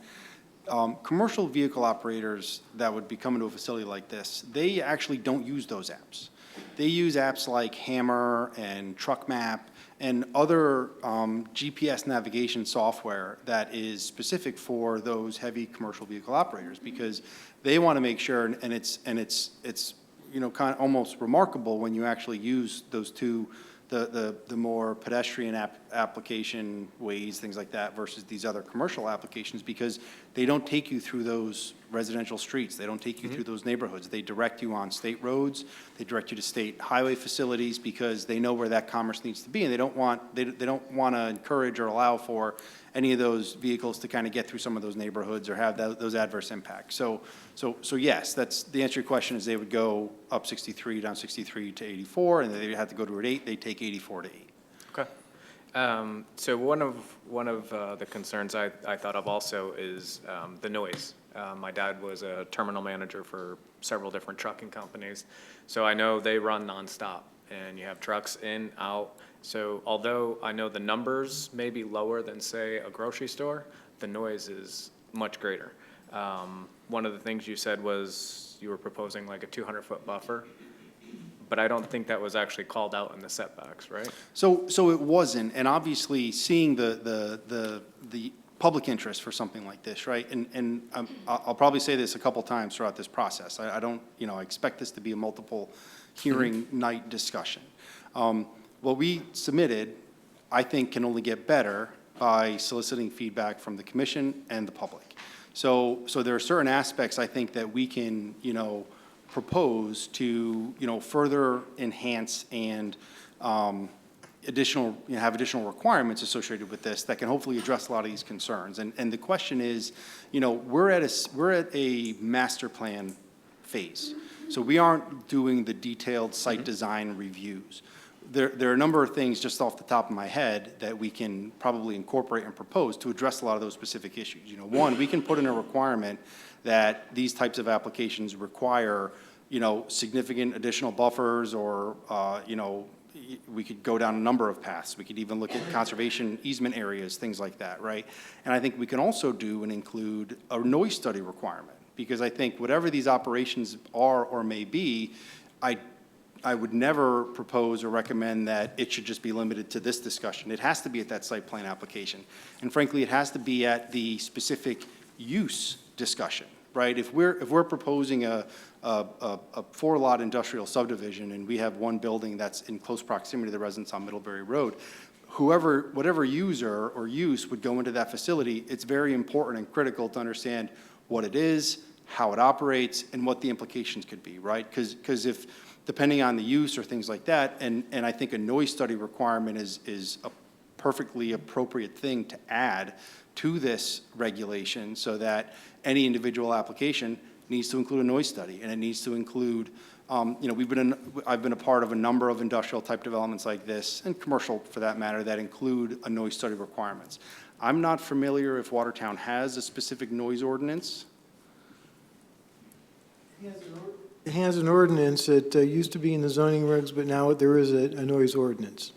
So that's great, the community has a specific one. There's also obviously the state DEP noise regulation, so we do have a number of guidance documents that we can use to ensure that anything we propose doesn't have a noise implication. And a lot of those things can be addressed. To your point, you're absolutely right. A facility like this could have a higher noise generation. You know, one of the things that we looked at from a master plan standpoint was we actually positioned for the one building that was on the west side of the site, and actually, if you could bring that back up, I can just point to it while we talk. Next slide, please. One of the things that we did for that building along the western side is we positioned all the loading docks for that facility to the east. So any and all truck activity would take place opposite that residential community. We wanted to be sensitive to that, right? So we did, while this is only a master plan, we did put some forethought into that, and I think, you know, that's certainly something that we can, you know, kind of reinforce through maybe additional language in the proposed regulation, and then again, also really make sure that we're very stringent with, you know, site plan reviews in the future. Okay. Are you proposing any type of retail in there? At this point, we aren't anticipating that this type of, that based on the development where it is, you know, it's somewhat remote, it's off the main road. We don't think this would really likely be a retail destination. We think the more industrial type users is what would most likely, you know, benefit the most from this type of facility. And I can tell you that I know that there's a lot of industrial operators within the town of Watertown who are desperately looking for space, for more space. And I think this type of development kind of opens up an opportunity for perhaps businesses that are growing to get a new home and to attract additional operators into the community. So we wouldn't expect this to be retail.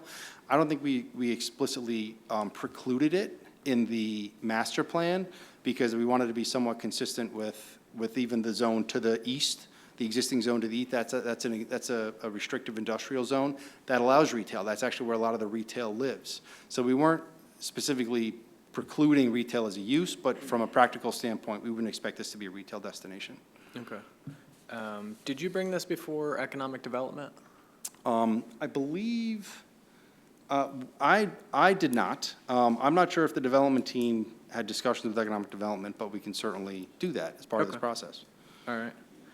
Did you bring it before wetlands at all? Have you We discussed haven't yet. So this is the first path Okay. for this to move forward is this regulation. If this regulation is viewed favorably and we can build in enough protection measures, our next step would be to go to wetlands. And as I said, you know, there'd likely be a multi-step process. I think, you know, that we may come in with an application for the multifamily. That's a specific site plan application. But then we may come in with an application for a subdivision for the industrial side to really create that infrastructure in the roadway, and then, you know, individual applications for those uses. So each individual application will trigger the need to go to wetlands. We didn't do it as part of this master plan or this regulation amendment because this is kind of like the first step. Okay. Did you happen to submit electronic files for the drawings? I believe we submitted PDFs, yes, and those are available on the town's website. I've seen them in a lot of hands tonight, so I think that they've been able to be accessed by the public. Okay. Yeah, I had the hard copies. All right. Have you done developments like this before? Yes, I've been a part of large industrial type developments like this before, multifamily developments like this before. My firm has a number of these under the approval process or under construction or going to construction, yes. Okay, with the same developer or? Not with this particular developer. I do have a long-standing relationship with the development team and the developer. We've worked on projects in the past. Could you share names of ones that this may be similar to, so we could? Let's see, we've done some, with this developer or? No, with- because you said you didn't. Sure. Yeah. Well, we have a project in East Hartford. It's called Concourse Park. It's the redevelopment of the Showcase Cinema. That's actually 400 residential units. And that facility itself is actually very consistent with what we'd be proposing for a multifamily application here. From the industrial standpoint, we've worked on a number of projects, a number in Massachusetts, a number in Connecticut as well. This is somewhat reminiscent of the Pepper Street Business Park in Monroe, Connecticut. A little bit smaller, a little bit larger in scale with the individual building sizes, but that's really just more. Sorry. Can you repeat the name? The Pepper Street Business Park in Monroe, Connecticut. That development's a little bit different in the fact that the individual industrial buildings within that park are a little bit smaller in size, but I think that's really just more of an indication of the market at the time that development moved forward. What we're seeing is the demand and the interest in the market for buildings like 100,000 square foot and larger is really prominent now, because it gives the opportunity to either cater to a single tenant or also allow buildings to be broken up into multiple tenants. Mm-hmm. Okay. When you were speaking before about the residential units, did I understand that correct? There won't be any garages, it's all? Well, the initial master plan just shows all at-grade parking. There could certainly be an opportunity to actually create some either carports or garages within those parking lots. A number of our projects actually do include that. I think that generally will get worked out through like that detailed site plan review process. So it certainly could be something that could incorporate some covered parking and things like that.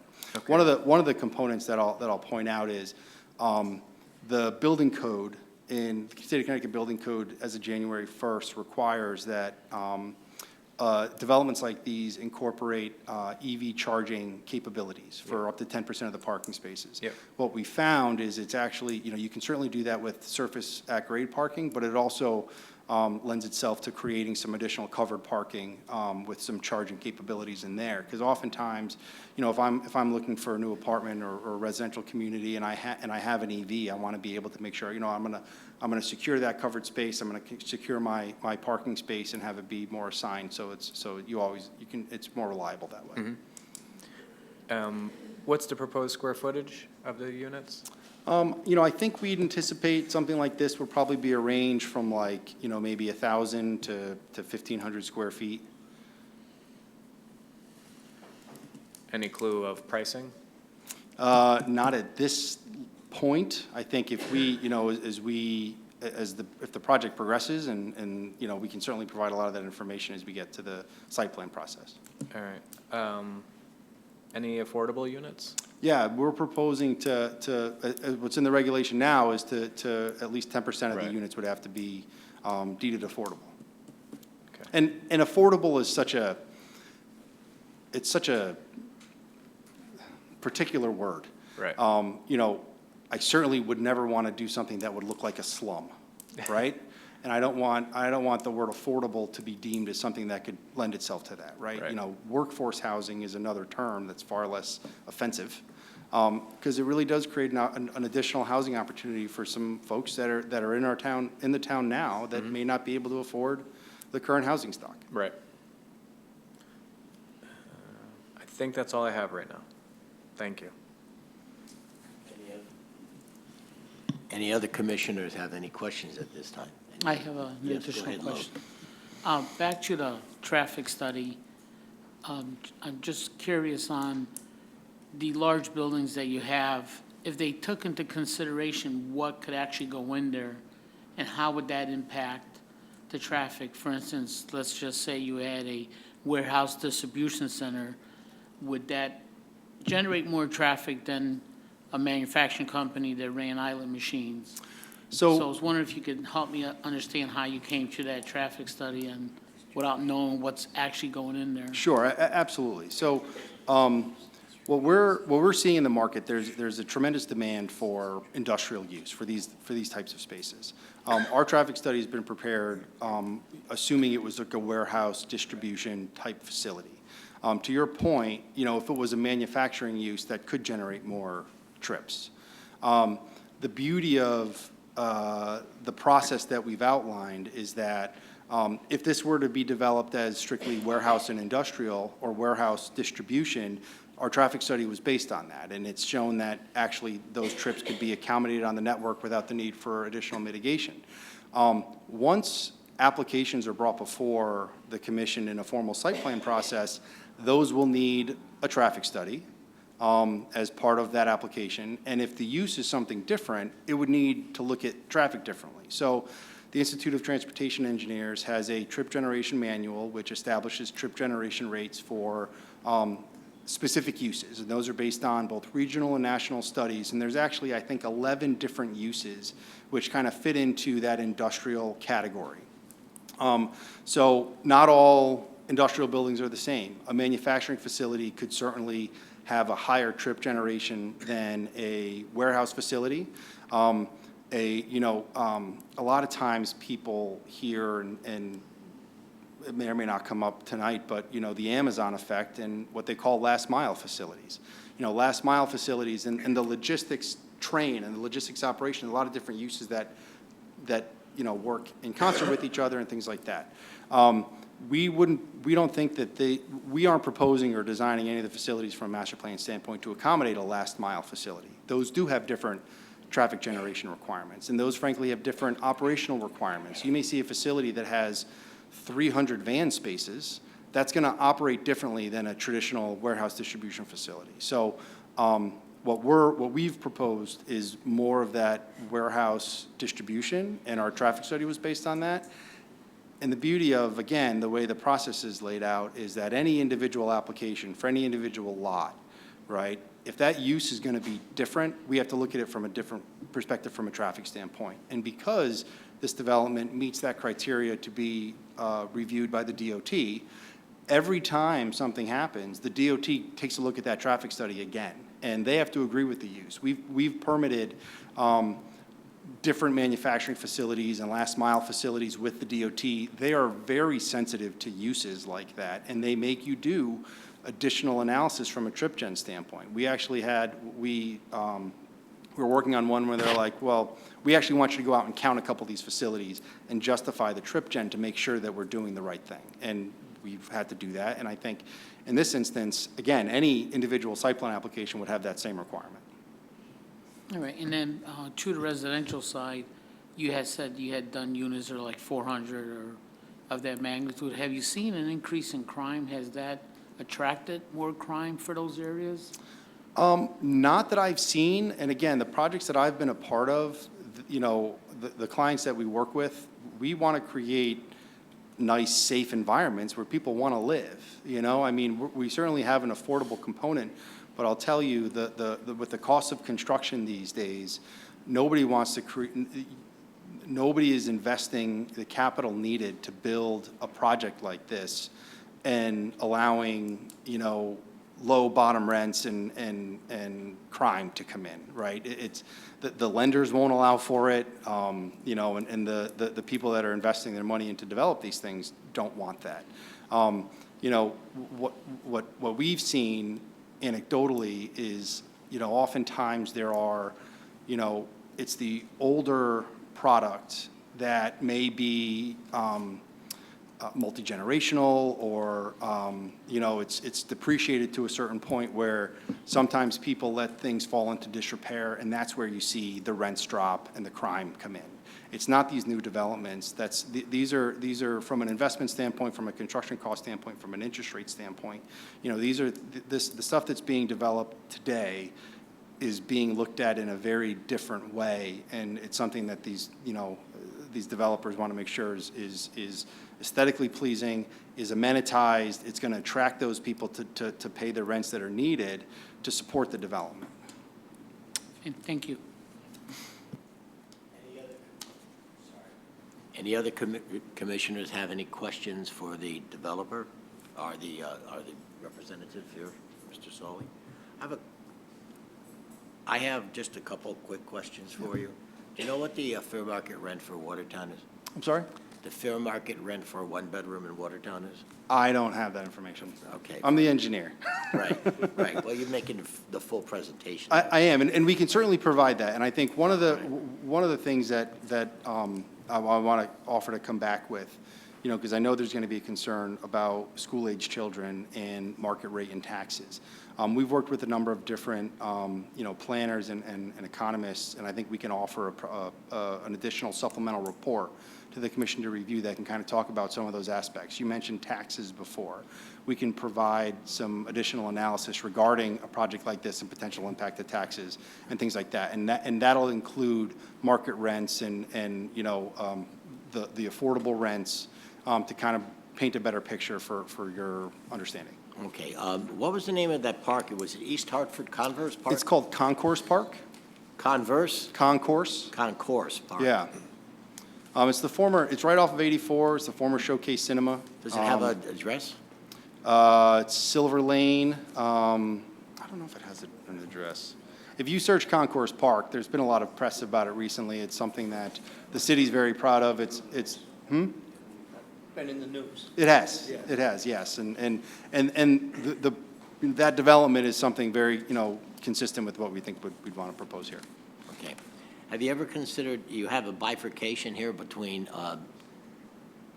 Bunker Hill Extension and Newwood Road. Have you ever considered two PDDs, separate ones? When we first met with staff and we talked about the process, we talked about a number of different things. The regs already have some transition zones between like commercial and industrial. We initially were looking at possibly another transition zone that would apply to this. But the commission at the time was kind of reviewing and evaluating the PDD process. So we felt that this was actually a really good planning tool to apply to something like this. So, when we've worked in a number of communities where we've actually created a similar mechanism and gone through the process, what it does is it gives the commission the ability to look at projects on a project-by-project basis.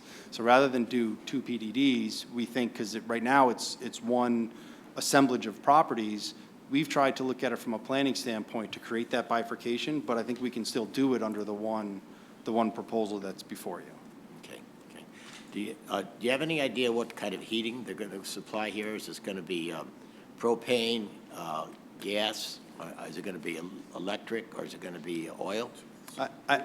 There is natural gas available. There is natural gas available. Natural gas, and that you're going to utilize that. It is, but that's going to be a detail that comes Detail down the through road, right. the site plan process. Because, Okay. a lot of our clients and their developers, they may have, they may look to go all electric for other reasons, right? So there is natural gas available, but I think that'd be a detail that would come later.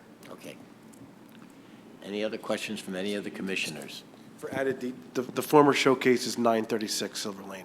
536 No, Silver? 936. 936 Yeah, Silver Lane. I don't know if it still goes by that, but that was the Yeah. former. Concourse Park will Concourse Park. lend you in that direction. Thank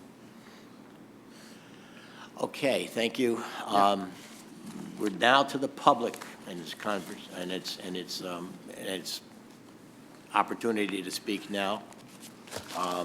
So anybody who would like to comment on this, please remember the basic rules. We're limited to 5 minutes, and that's plenty of time, folks, 5 minutes.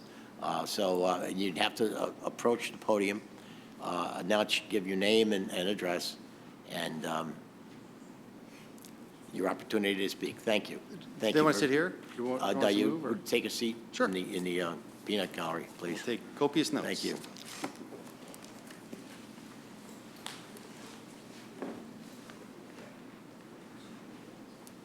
So who would like to address the commission? Okay. Good evening. My name is Bernie Karashki, 869 Bunker Hill Road. Just from a historical standpoint, I presented to this commission when the Heritage Village, whatever they were called, proposed their adult community.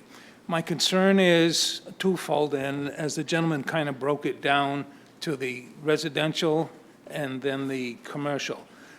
My concern from the residential aspect is if you start from the northwest corner of the property on Bunker Hill, there's a sharp bend, and the sight line from that point heading east towards Straits Turnpike is terrible, to the point that the road goes up and down and shifts away from where I believe they're talking about the entrance to this residential community.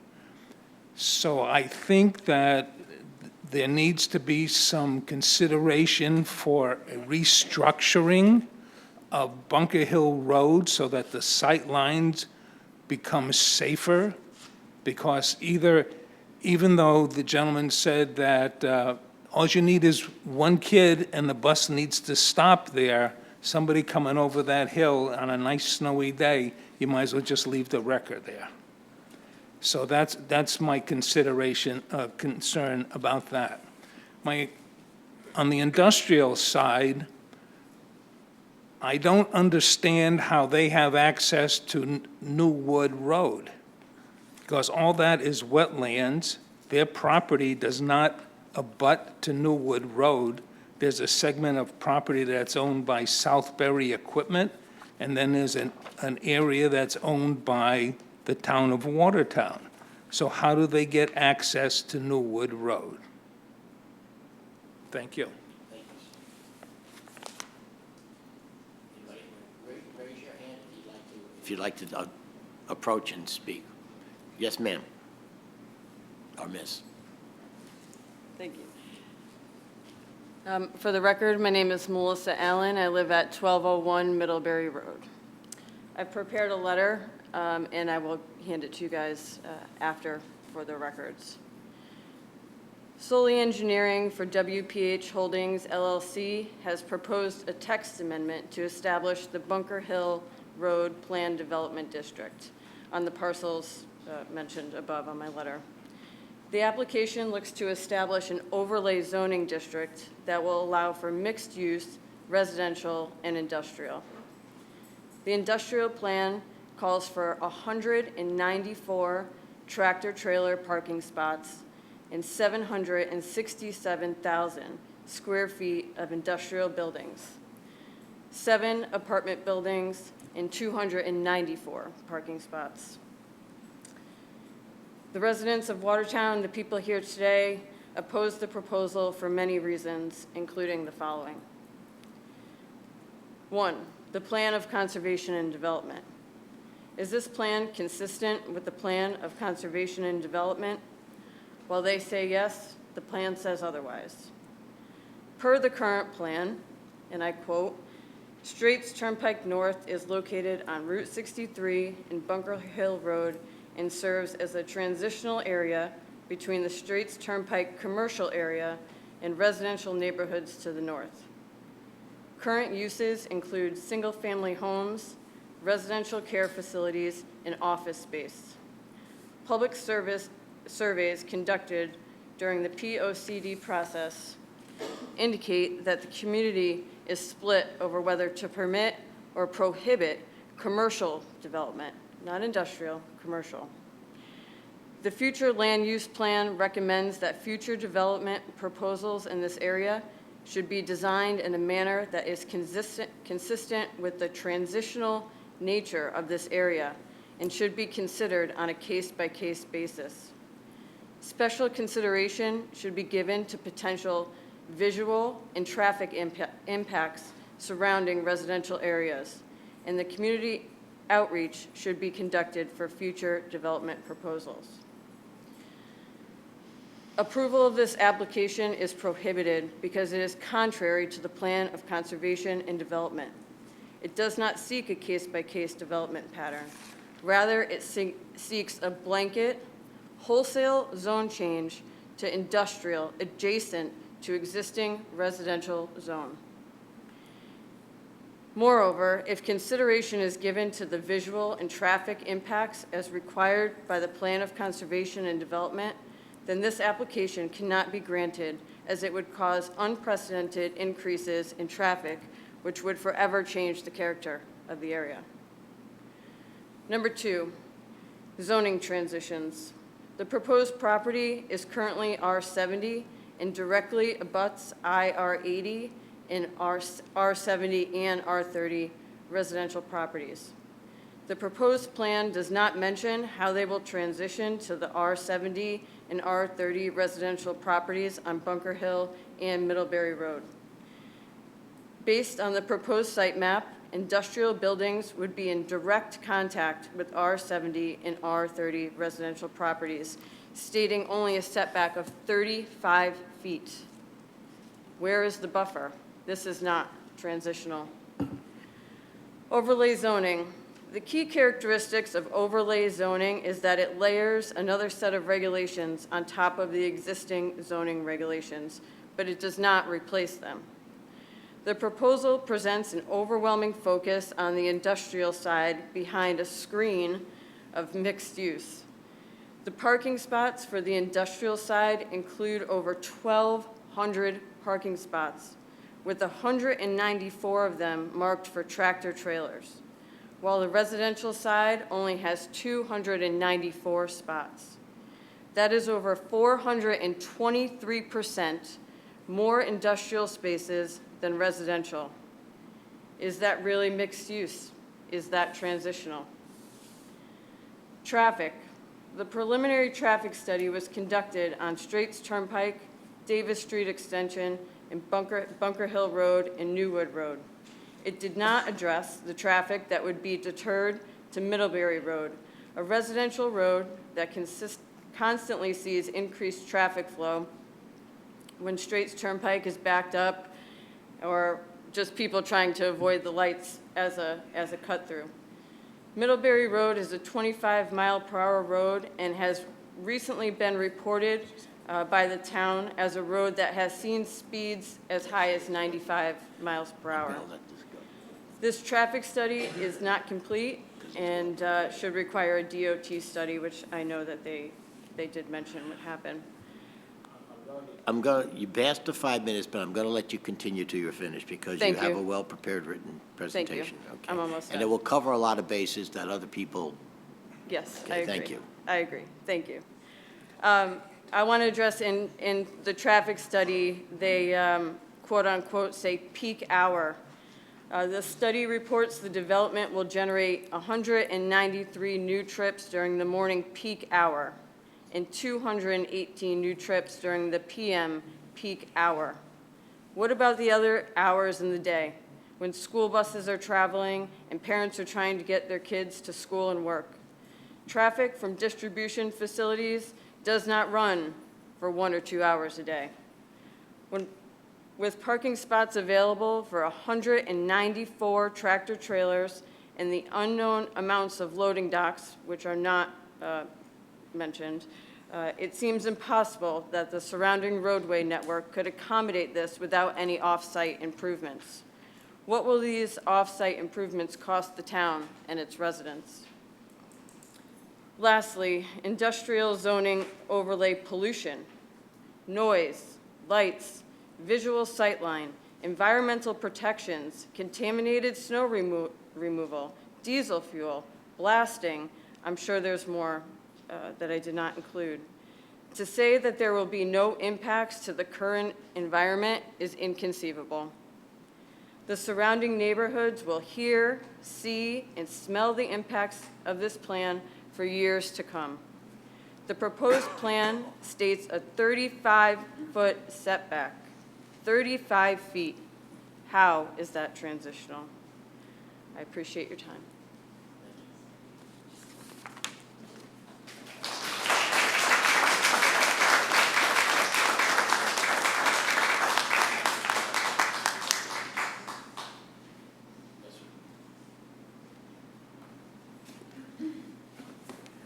Michael Jed, 79 Oak Drive. I'm not sure if I can top that, but anyway. My concerns with this project are as such. Although thorough, the traffic study seems to be casually left out the fact that there is a 7,500 square foot shipping and distribution center proposed and over 200 tractor trailer parking space spots. The added traffic in this study does nothing to differentiate between passenger vehicles and tractor trailers. There are only 4 adjacent intersections named in this study. I feel it's safe to assume that the tractor trailer traffic will be heavily impacted in the 84 routes, exit 17 on and off ramp. This study fails to include the intersection of Route 63 and 64 centered at I-84 on-ramps.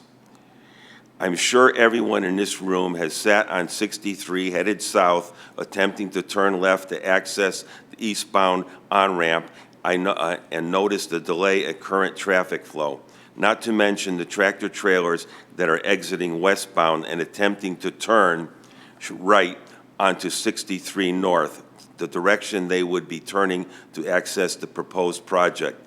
Currently, 53-foot tractor-trailer trucks need to take the center lane, blocking through traffic to have enough room to swing that corner.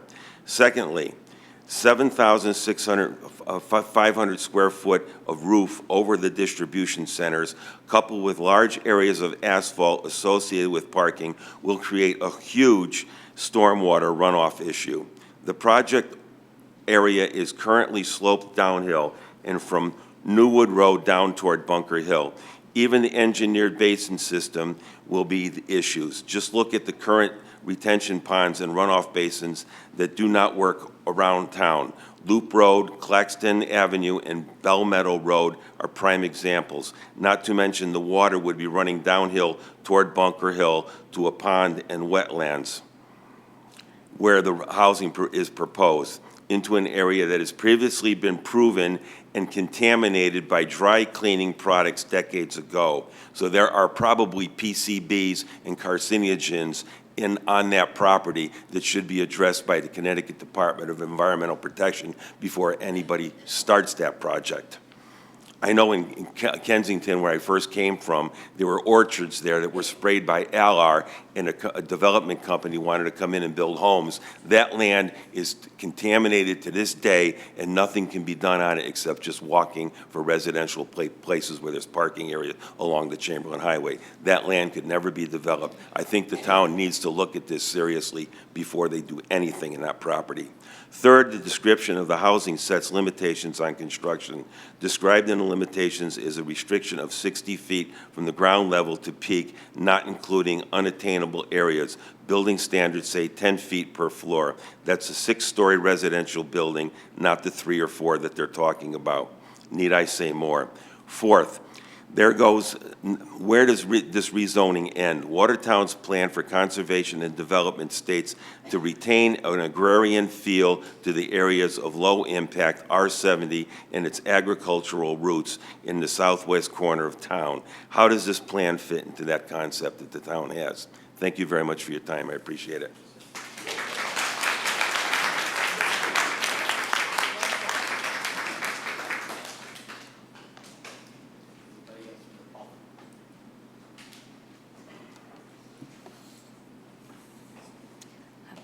My name is Victoria Dodona. I live on 212 Concord Drive, Watertown.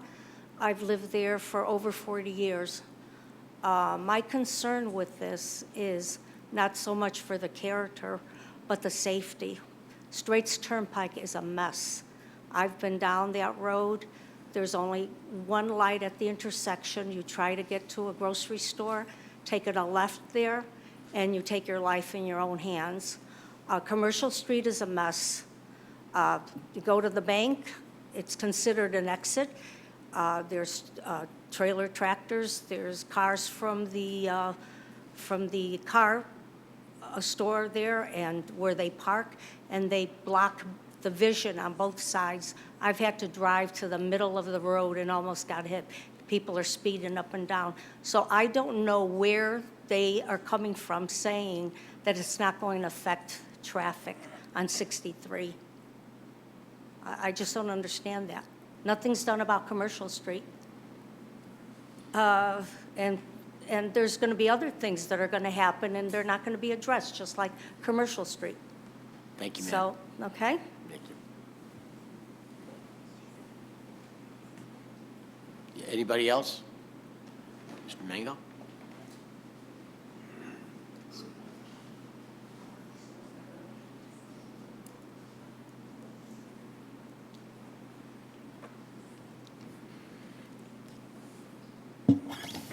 David Mango from 240 Riverside Street, Oakville, Connecticut. It seems like I see these big buildings, and I read 60 loading docks and 44 loading docks. How many trucks are going to come a day to these buildings? One to load in, one to take out? Why can't, it seems like you're taking Southbury's problem and you're bringing it to us. Southbury's problem would probably work, but you've got a lot of people surrounding that area over there. But they're closer to the highway. Build something like this over there. This here, when my old boss Mr. Paparazzo years ago, we were going to build an industrial park in the Penelitis property. And they argued over 2 feet difference of the road. Henry wanted 38, the planning and zoning wanted 40. Henry told me, that's all right, I'll let it stay there for my kids.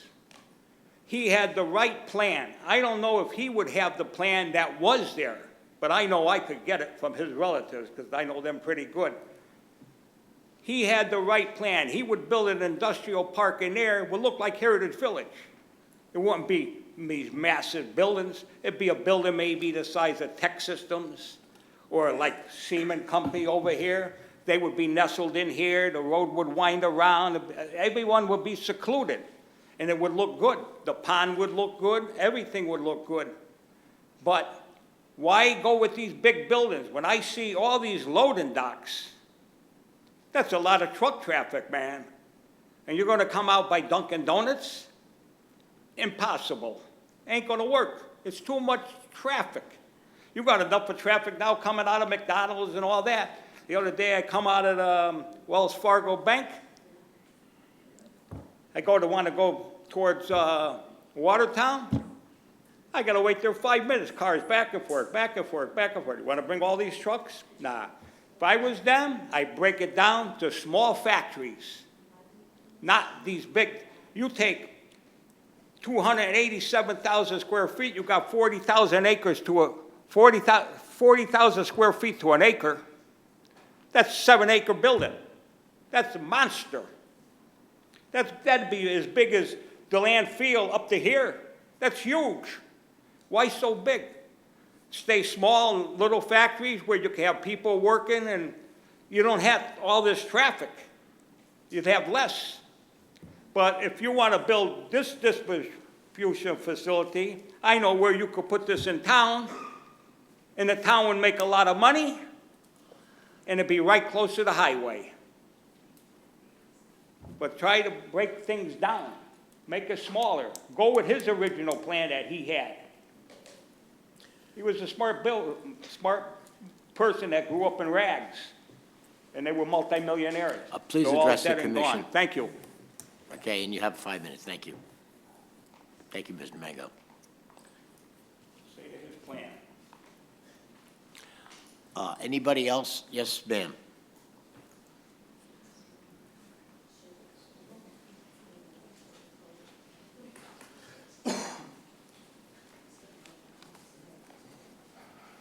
Good evening.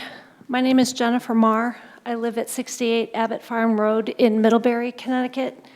Excuse me, I'm sorry, can I have your last name? Marr, M-A-H-R. And where you live? Middlebury, 68 Abbott Farm Road.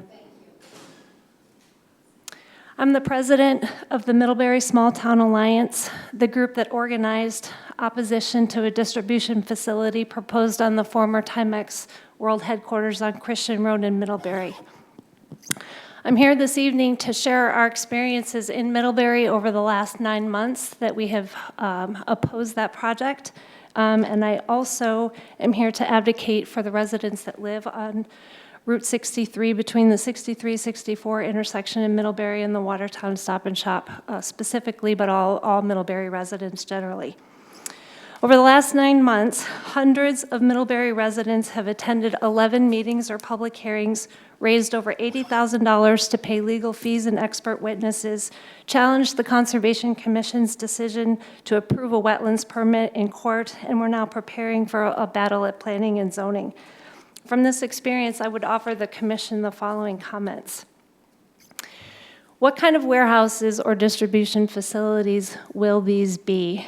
The definition is very important. I didn't see a defined, in the permitted uses, it called it warehousing or distribution facilities, but it didn't say what kind those are. And what I point out is there are many, many different kinds of warehouses or distribution facilities. They're not all the same, and they don't all have the same traffic implications.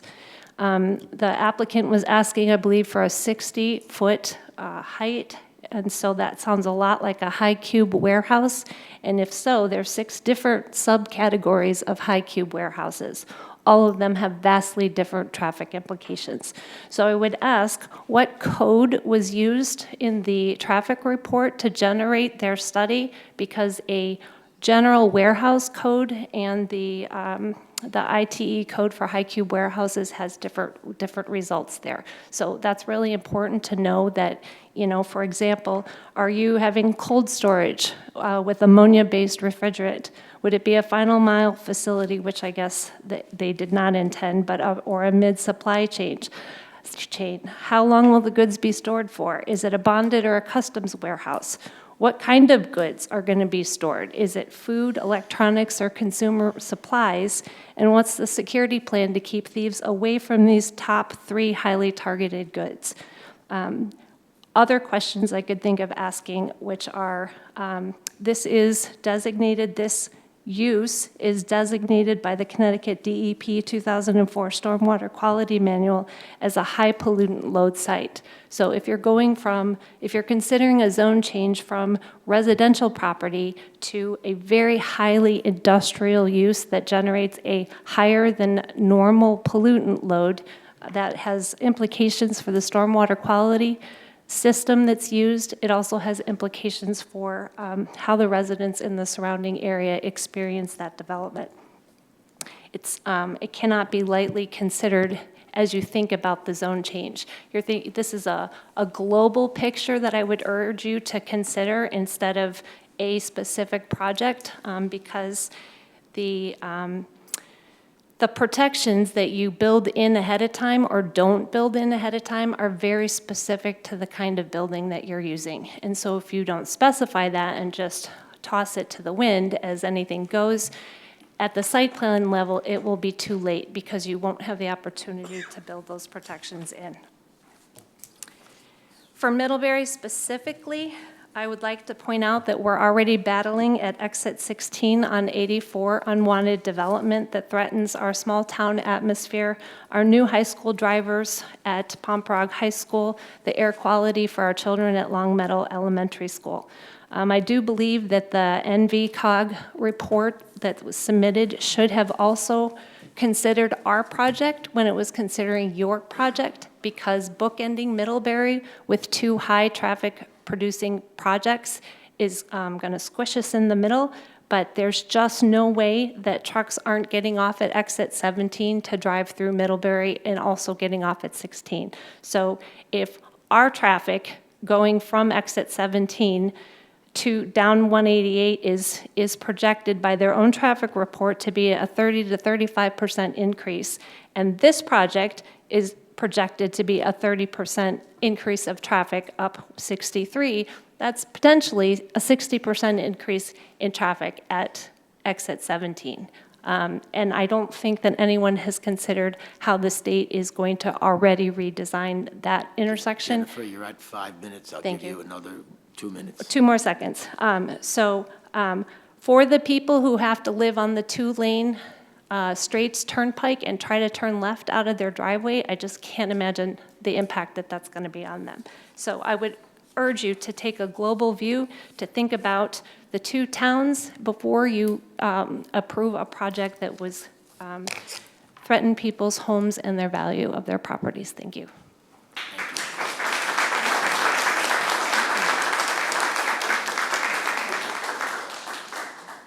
Anybody else from the public who would like to speak? Yes, ma'am. Thank you. Good evening. I'm Nora Basher from 1156 Middlebury Road. Nora Basher, S-H-E-R. I just wanted to touch on what a previous community member had mentioned about pollution. I do believe, and perhaps a member of the press could do some research on this, I tried and failed, but this property was offered as open space a number of years ago. And the town turned it down because of pollution. Specifically was mentioned the dry cleaning facility nearby. And beyond that, I also had a complaint with the DEP with a former neighbor that was, using a lot of chemicals on his property. And when I called, that DEP official said, ooh, that is a major aquifer for the Hot Brook aquifer. So I think that really all needs to be looked into. Why were we turning down this beautiful property? Because of pollution.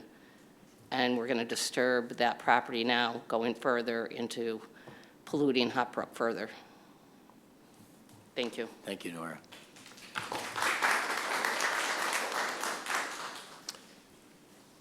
Anybody else from the public wish to speak? Yes, ma'am.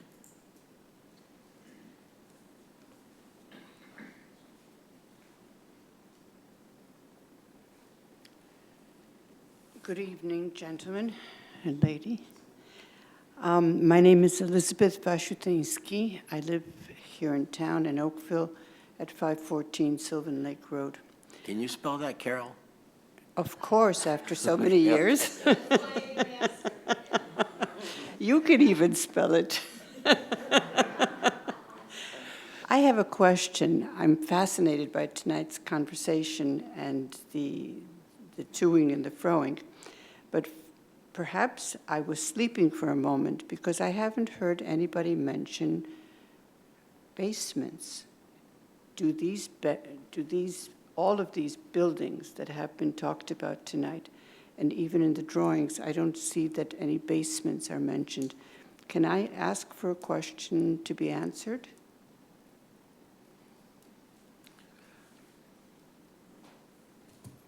Nobody's obligated to answer that question, but the question's on the table, and I'm sure it'll be addressed. All right. Then I would suggest that we also think about large buildings which can go downwards for several levels, I would think. I don't think anybody would put housing in with several levels of basements, but certainly that would give very much additional space to the huge buildings that are being considered for the commercial and industrial. Thank you. Thank you.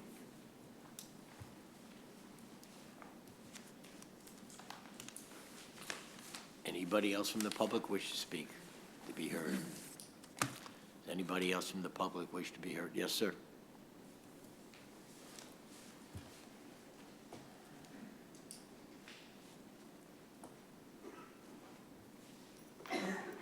Matthew Tomczewski from 1275 Middlebury Road. Tomccheski.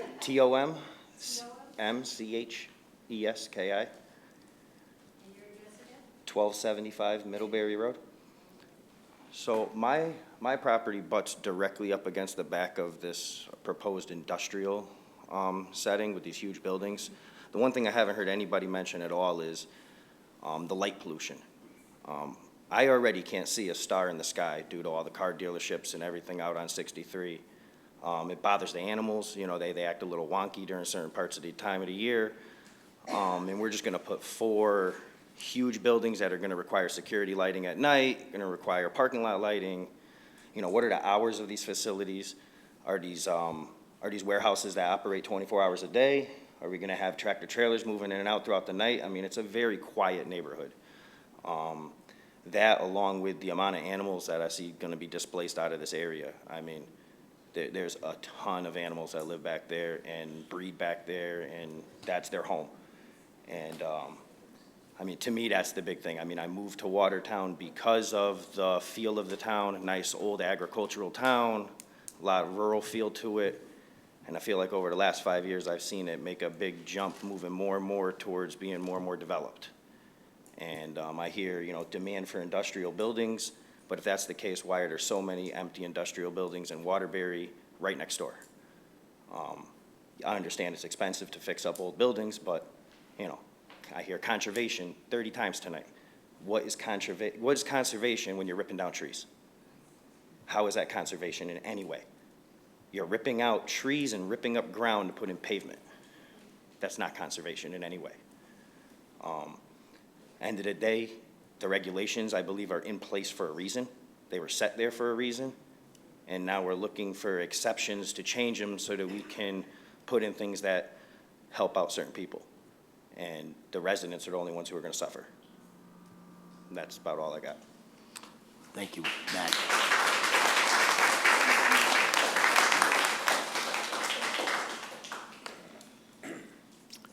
Anybody else from the public wishes to be heard? Anybody else from the public wish to be heard? Hearing no one, we'll go to staff. Does staff have any comments on this public hearing at this stage?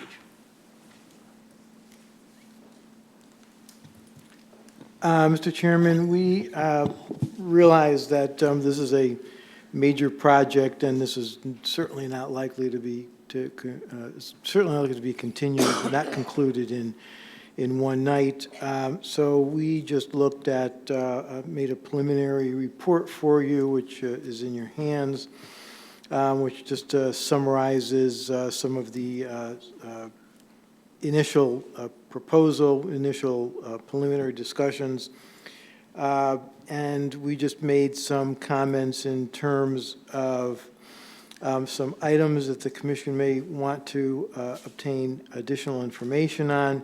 Those include architectural drawings, architectural elevations, floor area, impervious coverage, and building coverage, among other items that were capably expressed tonight. There's certainly a lot of information that has been brought to the commission's attention, in which I'm sure staff and the applicant will look into. We also noted that the developer would need to consult with the Sewer and Water Department to firm up developmental demands and obtain review of the project from that aspect.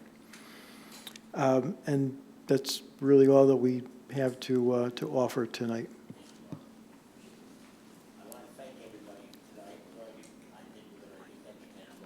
Excuse me, Mike, can you turn your mic on? Sorry. All right, I'd like to thank everybody. Yes, go ahead, Mr. Solly. Sure. Thank you, Mr. Chairman. You know, again, for the record, Kevin Soley, I greatly appreciate a lot of the comments here tonight, and as I mentioned before, I mean, we have some homework to do. You know, and obviously we request to have this hearing continued, and what we'd like to do is to provide some information in response to the discussions here tonight, to look at some additional things we can incorporate. You know, there were some really good comments made about the protections that can be put in place, and I think that we got a lot of great feedback where we can propose some restrictive language that can be incorporated for the commission to consider that can put those protections in place. And I'm confident that we're going to be able to come up with something that hopefully addresses a lot of the concerns. We can look at buffers from residential. We can look at the transition zones. There are a number, I took a lot of notes about the things that were raised. And, I'm confident we're going to be able to come back and provide some additional information, which hopefully will at least, put some additional thought into the comments raised and the concerns identified. So we appreciate that. Thank you, sir. Appreciate that. I want to say that the public and the applicant and the commission and the staff all were very civil, made very intelligent comments, and it's all appreciated, and thank you very much tonight. All right, do I entertain a motion to continue this public hearing? So moved. Do I hear a second? Second. Any discussion on that? Any opposition to that motion? All in favor? Aye. Aye. Motion carries. The meeting is continued to November the 1st, sir. Thank you.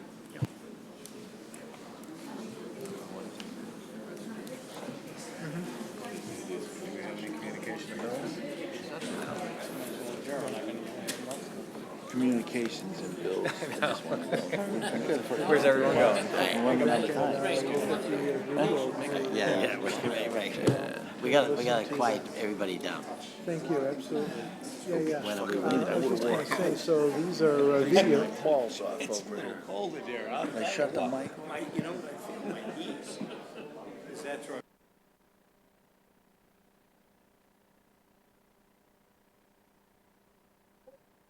Oh. Hearing is continued.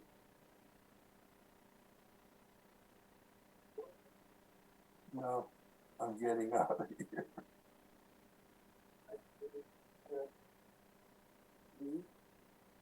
No, I'll wait. But I don't need any more minutes. What? No. It's just taking me. Yeah. Well, they probably can see you, even if you can't see. I did it without them seeing any.